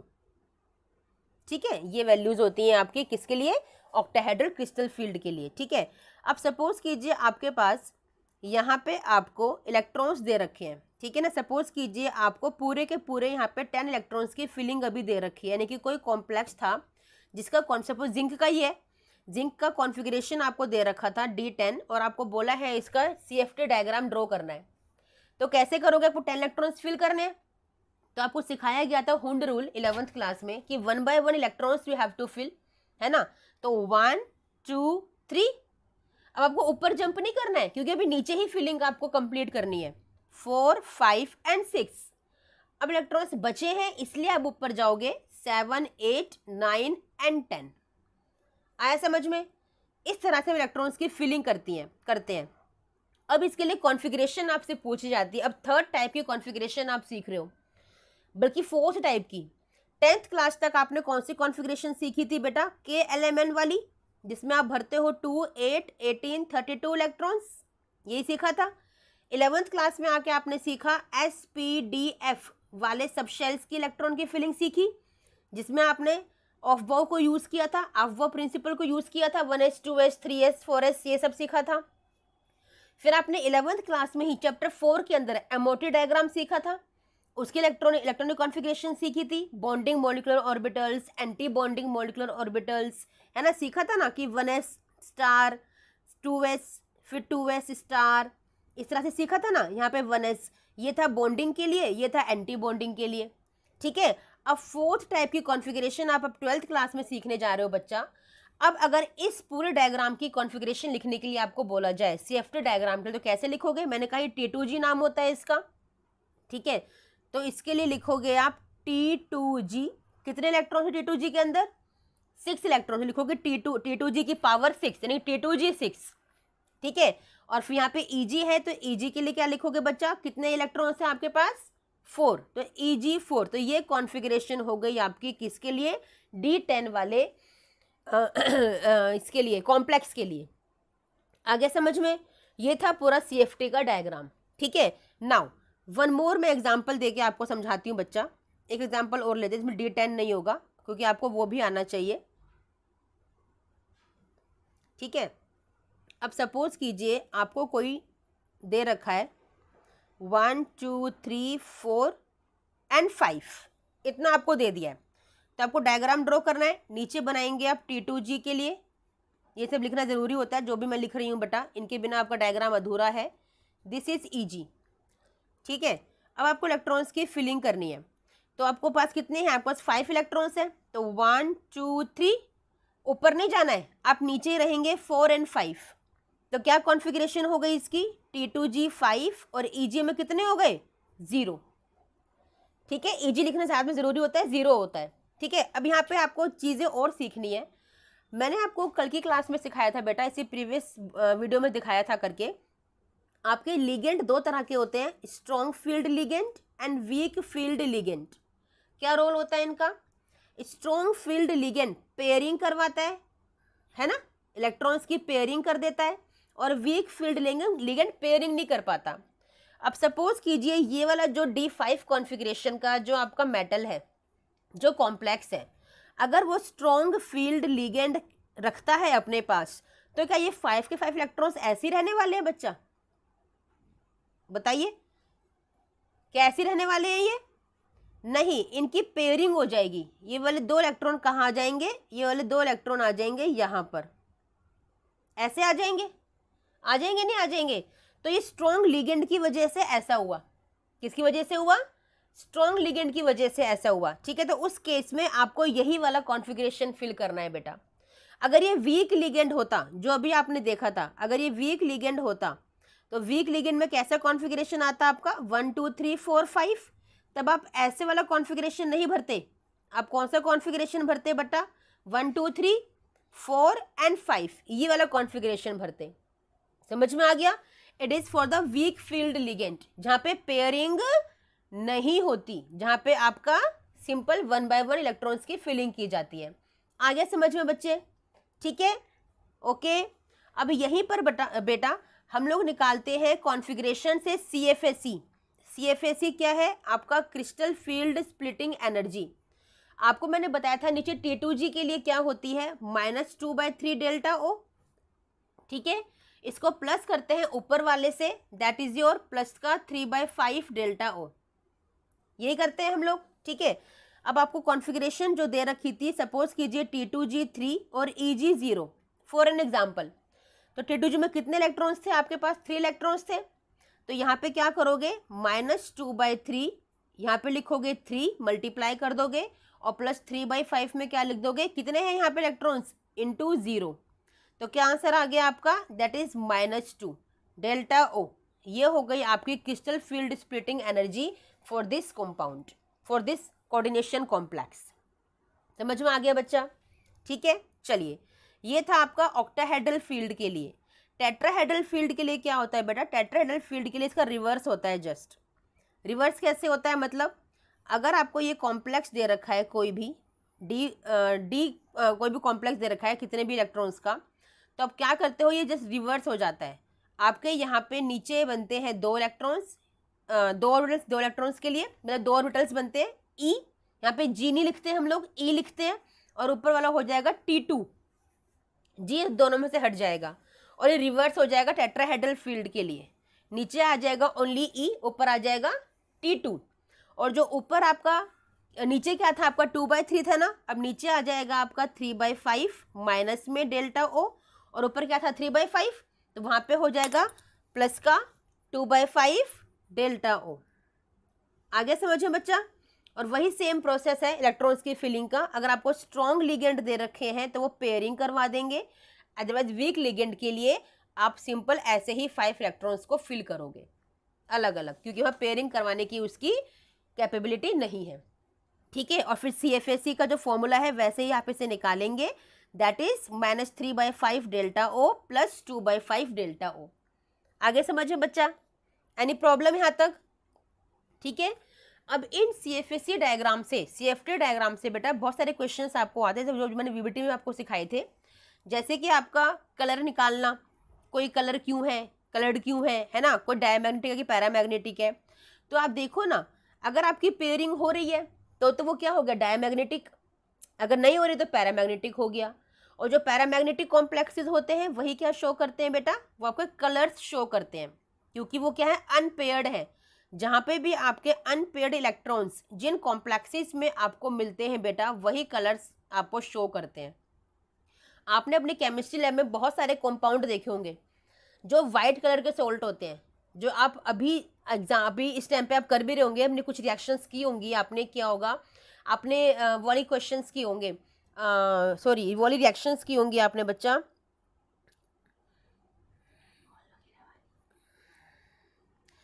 Acidic and basic radical analysis किया होगा आप लोगों ने, है ना? यस, उसमें आपको हमेशा व्हाइट कलर के सोल्ट दिए जाते हैं। क्यों? क्योंकि वो है तो ट्रांजिशन मेटल के कॉम्प्लेक्सेस ही, लेकिन वो सारे सारे डायमैग्नेटिक है, उनमें जो इलेक्ट्रॉन्स हैं वो पेयर्ड है ऑल। आपको कभी भी कलर्ड कॉम्प्लेक्स नहीं दिए जाते क्योंकि वो कलर्स फिक्स है। आपको कभी कॉपर सल्फेट का सोल्ट नहीं देंगे क्योंकि वो ब्लू कलर का होता है। कॉपर है आपका डी ब्लॉक का एलिमेंट है, अनपेड इलेक्ट्रॉन्स है इसके पास, that's why it shows blue colour. ऐसे कभी आपको फेरस सल्फेट नहीं देंगे, आयरन आपका डी ब्लॉक का एलिमेंट है क्योंकि हमेशा ये ग्रीन कलर का सॉल्ट होता है। आप देखती पहचान लो, सबके कलर यूनिक होते हैं, आप देखती पहचान लोगे। तो कभी भी रेडिकल एनालिसिस में आपको कलर्ड कॉम्प्लेक्स नहीं देते, हमेशा व्हाइट सोल्ट देते हैं ताकि पहचानिए। अब आपको टेस्ट करना है कि व्हाइट है तो, क्योंकि सारे व्हाइट है, कौन सा है ये बताइए अब आप, इसमें एसिडिक रेडिकल कौन सा है, बेसिक रेडिकल कौन सा है। की है नोमेनक्लेचर ऑफ कोऑर्डिनेशन कॉम्पाउंड्स। आज हम लोग नोमेनक्लेचर सीखेंगे बेटा, इंपॉर्टेंट है। ठीक है, 2 या 3 मार्क्स का क्वेश्चन आ जाता है नोमेनक्लेचर से। हम लोग स्टार्ट करेंगे अपने एक एग्जाम्पल से, ठीक है ना, उससे बेस्ट समझ में आता है नोमेनक्लेचर। ठीक है, रूल्स पढ़ने से बेटर है, क्योंकि रूल्स आपको क्या होते हैं ना, एग्जाम्पल्स के जरिए समझ में आ जाते हैं, बट रूल्स से एग्जाम्पल जनरेट करना कभी कभी मुश्किल हो जाता है। ठीक है, फॉर एन एग्जाम्पल आपको दे रखा है Cr NH3 thrice H2O thrice. ठीक है, ये आपका कोऑर्डिनेशन स्फीयर है। ओके, इसके बाहर है आपका आयोनाइजेशन स्फीयर में, दैट इज Cl3। ठीक है, और आपको दे दिया गया एग्जाम में या वटेवर कि आपको इसका नोमेनक्लेचर यानी कि इसकी नेमिंग करनी है। ठीक है बच्चा, देखो सबसे पहले हम लोग क्या सिलेक्ट करते हैं, सबसे पहले हम लोग सिलेक्ट करते हैं सेंट्रल मेटल एटम। ठीक है, सेंट्रल मेटल एटम कौन सा है इसमें, ऑब्वियसली क्रोमियम है। ठीक है, सेंट्रल मेटल एटम कौन सा है, क्रोमियम है। इसकी ऑक्सीडेशन स्टेट निकाल लो, यहाँ पे क्या होगी, अमोनिया पर कोई भी चार्ज नहीं होता। ठीक है, चार्ज इज 0। वाटर पे कोई चार्ज नहीं होता, चार्ज इज 0। क्लोरीन पे चार्ज होता है, आप सबको पता है, दैट इज -1। तो टोटल कितने क्लोरीन है मेरे पास, 3, यानी कि कितना हो गया, तो 3 क्लोरीन पे कितना चार्ज हो गया, -3। ठीक है, देखो बच्चा, chlorine atomic number is 17, configuration is 287। ठीक है, इसको कितने इलेक्ट्रॉन्स चाहिए ऑक्टेट कंप्लीट करने के लिए, एक ही चाहिए ना, और वो लेगा तो इसलिए -1। ओके, समझ में आया बच्चा? ठीक है, चलिए अब देखो 3 क्लोरीन पे -3 का चार्ज हो गया। अब क्योंकि क्लोरीन जो है वो आपका आयोनाइजेशन स्फीयर है ना, वो कोऑर्डिनेशन स्फीयर से बाहर है, तो इसका मतलब क्या है कि इस पूरे कॉम्प्लेक्स में तो कोई चार्ज है ही नहीं।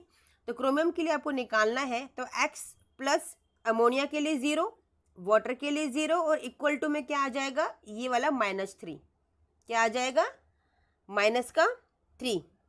समझ में आया कि नहीं आया, ठीक है, आया कि नहीं आया। अरे बच्चा, जो आपका ये बच्चा इस तरह से नहीं होता, ध्यान से समझो बच्चा। जब अमोनिया पे कोई चार्ज नहीं है, वाटर पे कोई चार्ज नहीं है, क्लोरीन पे -3 चार्ज है, तो इसे इक्वल टू में कैसे रख सकते हो बच्चा। इक्वल टू में वो चार्ज रखा जाता है जो यहाँ पर इसके ऊपर इस कोऑर्डिनेशन स्फीयर पे कोई चार्ज होता है। तो यहाँ पे ये आ जाएगा -3 और इक्वल टू में क्या आ जाएगा, 0। ठीक है, तो टोटल कितना हो गया, क्रोमियम पे +3 चार्ज हो गया। ओके बच्चा, मेटल है, ठीक है, +3 चार्ज है क्रोमियम के ऊपर। आया समझ में। तो हमने क्रोमियम का क्या निकाल लिया, हमने क्रोमियम की ऑक्सीडेशन स्टेट निकाल ली, दैट इज +3। समझ में आ गई, ठीक है।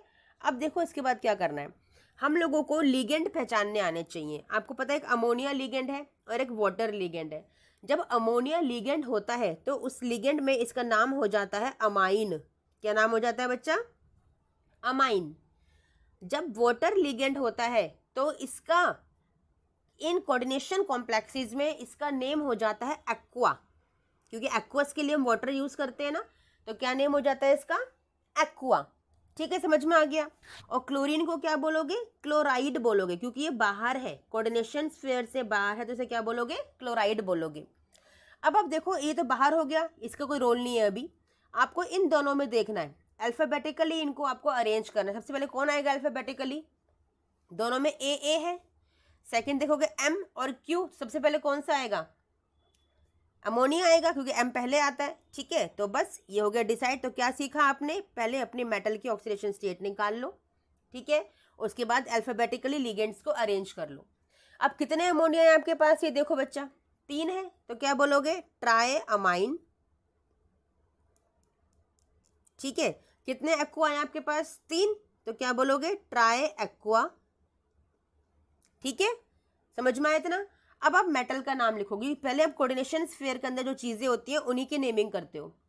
कोऑर्डिनेशन स्फीयर में अमोनिया का नेमिंग हो गया ट्राई अमाइन, वाटर का हो गया ट्राई एक्वा, क्या बचा है सिर्फ क्रोमियम, तो क्या लिखोगे, क्रोमियम, क्योंकि इसका चार्ज प्लस में था तो इसलिए क्रोमियम लिखा जाएगा। अदरवाइज ये 8 से एंड होता, यानी कि क्रोमेट लिखा जाता। ठीक है, सीखेंगे वो वाला भी हम। अगर नेगेटिव कॉम्प्लेक्स होता है आपका, नेगेटिव चार्ज कॉम्प्लेक्स होता है, तो वहाँ पे क्रोमेट लिखा जाता है, 8 लग जाता है एंड में। ठीक है, अब जब मेटल के बाद आप यहाँ रोमन न्यूमरल में ब्रैकेट के अंदर लिखोगे उसकी ऑक्सीडेशन स्टेट कितनी थी, 3 आई थी, तो 3 को ऐसे करके लिख दोगे, इट्स अ रोमन न्यूमरल। ठीक है, अब सारा अंदर का सामान हो गया, कोऑर्डिनेशन स्फीयर का काम खत्म हो गया। अब बचा आपका बाहर का आयोनाइजेशन स्फीयर। ठीक है, आयोनाइजेशन स्फीयर में बच्चा आपको क्या ध्यान रखना पड़ता है कि यहाँ कितने ही नंबर हो, आपको वो डिनोट नहीं करने हैं, आपको वो डिनोट नहीं करने हैं। आपको सिर्फ क्या लिखना है, क्लोराइड। क्या लिखना है, ओनली क्लोराइड। आपको ट्राई क्लोराइड नहीं लिखना है, सिर्फ क्लोराइड लिखना है। ट्राई क्यों नहीं लिख रहे हो आप, क्योंकि आपने यहाँ पे ऑक्सीडेशन स्टेट में शो कर दिया है, क्योंकि क्लोरीन की वजह से ही 3 चार्ज आया है यहाँ पे, तो क्लोरीन ने बता दिया कि मैं क्लोराइड हूँ, लेकिन मैंने 3 चार्ज उसको दिया है, इट मीन्स मैं ऑलरेडी 3 हूँ। आगे समझ में आया कि नहीं आया बच्चा। ठीक है, चलिए एक और एग्जाम्पल लेके करते हैं। ठीक है ना, एग्जाम्पल करेंगे 2-3 तो समझ में आ जाएगा। एक और एग्जाम्पल लेते हैं। अब ले लो आप COH2N CH2 CH2 NH2 thrice bracket close, ये आपका कोऑर्डिनेशन स्फीयर हो गया। इसके बाहर है आपका सल्फेट, ठीक है, जो कि है 3। समझ में आया इतना। अब देखो आपको ये बड़ा अजीब सा स्ट्रक्चर दिख रहा होगा, ये क्या दिख रहा है आपको, it is NH2 CH2 CH2 NH2। ठीक है, इसका स्ट्रक्चर कैसे बनता है, इसका स्ट्रक्चर ऐसे बनता है बेटा, CH2 CH2, ठीक है, और फिर यहाँ पे NH2 NH2। ठीक है, तो क्या बना आपका ये, इट इज इथाइलिन। ओके, 1 और 2 पोजीशन पे क्या लगे हैं, अमाइन, तो क्या नाम हो गया इसका, इथेन 1,2 डायअमाइन। समझ में आया, इथेन 1,2 डायअमाइन। ठीक है, तो इसको हम इन भी लिखते हैं शॉर्ट में। Okay, yes, ethane 1,2 diamine. आपको बहुत जगह लिखा हुआ दिखाई देगा इन की फॉर्म में, तो ये पूरा स्ट्रक्चर खोल के दे दिया यहाँ पे, जिसका मतलब सिर्फ इतना सा है। आप ये भी लिख सकते हो अभी नेमिंग में जब लिखोगे आप, ठीक है। ओके, समझ में आ गया बच्चा, ठीक है। हाँ, तो देखो अब अल्फाबेटिकली कुछ तो अरेंज करना ही नहीं है आपको, क्योंकि ये एक अकेला मॉलिक्यूल है। तो क्या नाम हो गया इसका? अब देखो ये बच्चा, देखो ये 3 है, तो क्या लिखोगे इसके लिए? आपको क्या लग रहा होगा आप क्या लिखोगे? आप ट्राई लिखोगे, लेकिन नहीं। क्यों नहीं लिखोगे ट्राई? क्योंकि इसके नाम में क्या था? इसके नाम में था इथेन 1,2 डायअमाइन। बच्चा जब किसी भी लिगेंड के नाम में, ध्यान रखना, जब भी किसी लिगेंड के नाम में कोई नंबर अगर आ रहा हो, जब भी किसी लिगेंड के नाम में कोई नंबर आ रहा हो, तो कभी भी बाहर ट्राई, डाई, मोनो नहीं लिखते, हम लिखते हैं ट्रिस। ट्राई के लिए लिखोगे ट्रिस और बाय के लिए लिखोगे बिस। ये डिफरेंशिएट करता है, बताता है कि बेटा अंदर जो लिगेंड आपने लिखा है उसके अंदर कोई नंबरिंग है। समझ में आ गया? ठीक है, तो क्या नेम हो गया इसका? इसका नेम हो गया ट्रिस, है ना। पहले लिगेंड का नाम लिखोगे, ट्रिस इथेन 1,2 डायअमाइन, ठीक है ना। उसको ब्रैकेट में लिख लो, बहुत बड़ा है आपका। ट्रिस इथेन 1,2 डायअमाइन, से शॉर्टकट में इन भी लिख सकते थे बच्चा, ठीक है। ब्रैकेट क्लोज कर दो। अब क्या आ गया? क्या बचा अंदर? कोबाल्ट, क्योंकि +3 इसका ऑक्सीडेशन नंबर प्लस में आएगा, ठीक है। ठीक है, क्यों आएगा प्लस में ऑक्सीडेशन से? देखो निकाल लो बेटा, जो आपका ये स्ट्रक्चर है ना, ये वाला पूरा इथेन 1,2 डायअमाइन, इस पर कोई चार्ज नहीं है, इसमें ये न्यूट्रल होता है, इसमें कोई चार्ज नहीं होता। तो फिर से वही, इसको एक्स लिखो, ये क्या हो गया? +0, ठीक है। और ये आपका ट्वाइस है, ठीक है, उससे कोई फर्क नहीं पड़ रहा। आप देखो सल्फेट, सल्फेट पे कितना चार्ज होता है बच्चा? एक सल्फेट पे कितना चार्ज होता है? -2। टोटल 3 है आपके पास, तो कितने हो गए? -2 × 3 कितने हो गए? -6, -6 हो गए। अब देखो ये कोऑर्डिनेशन स्फीयर पूरे पे कितना है? ट्वाइस है, मतलब 2x हो गया, है ना। तो 2x + 0 प्लस का -6 = 0। क्या आ गया? 2x - 6 = 0, 2x = 6, तो x कितना आ गया? 3, ठीक है। तो यहाँ पे कोबाल्ट पे कितना ऑक्सीडेशन नंबर आया बच्चा? +3। तो कैसे लिखोगे रोमन न्यूमरल में? ब्रैकेट के अंदर 3, ओके।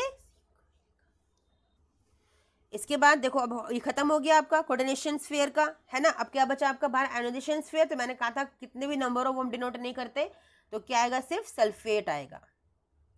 क्यों सल्फेट? क्योंकि सल्फेट बता रहा है कि भैया मैं 3 हूं, तभी यहाँ पे 3rd आया है। ओके, समझ में आ गया सबको? अंडरस्टूड बच्चा? Any problem? चलिए, नहीं है, ठीक है। अब बच्चा मैं अपनी बुक्स का लिंक शेयर कर दूंगी अपने डिस्क्रिप्शन में, ठीक है ना। आप उसमें चेक कर लीजिएगा, और आप परचेज करने तो परचेज कर लीजिएगा, बट ज़रूरी है, क्योंकि आप लोग जैसे मेरी वीडियोस को समझते हैं उसी तरह से कंटेंट को मैंने एक्सप्लेन करने की कोशिश की है अपनी बुक्स के अंदर।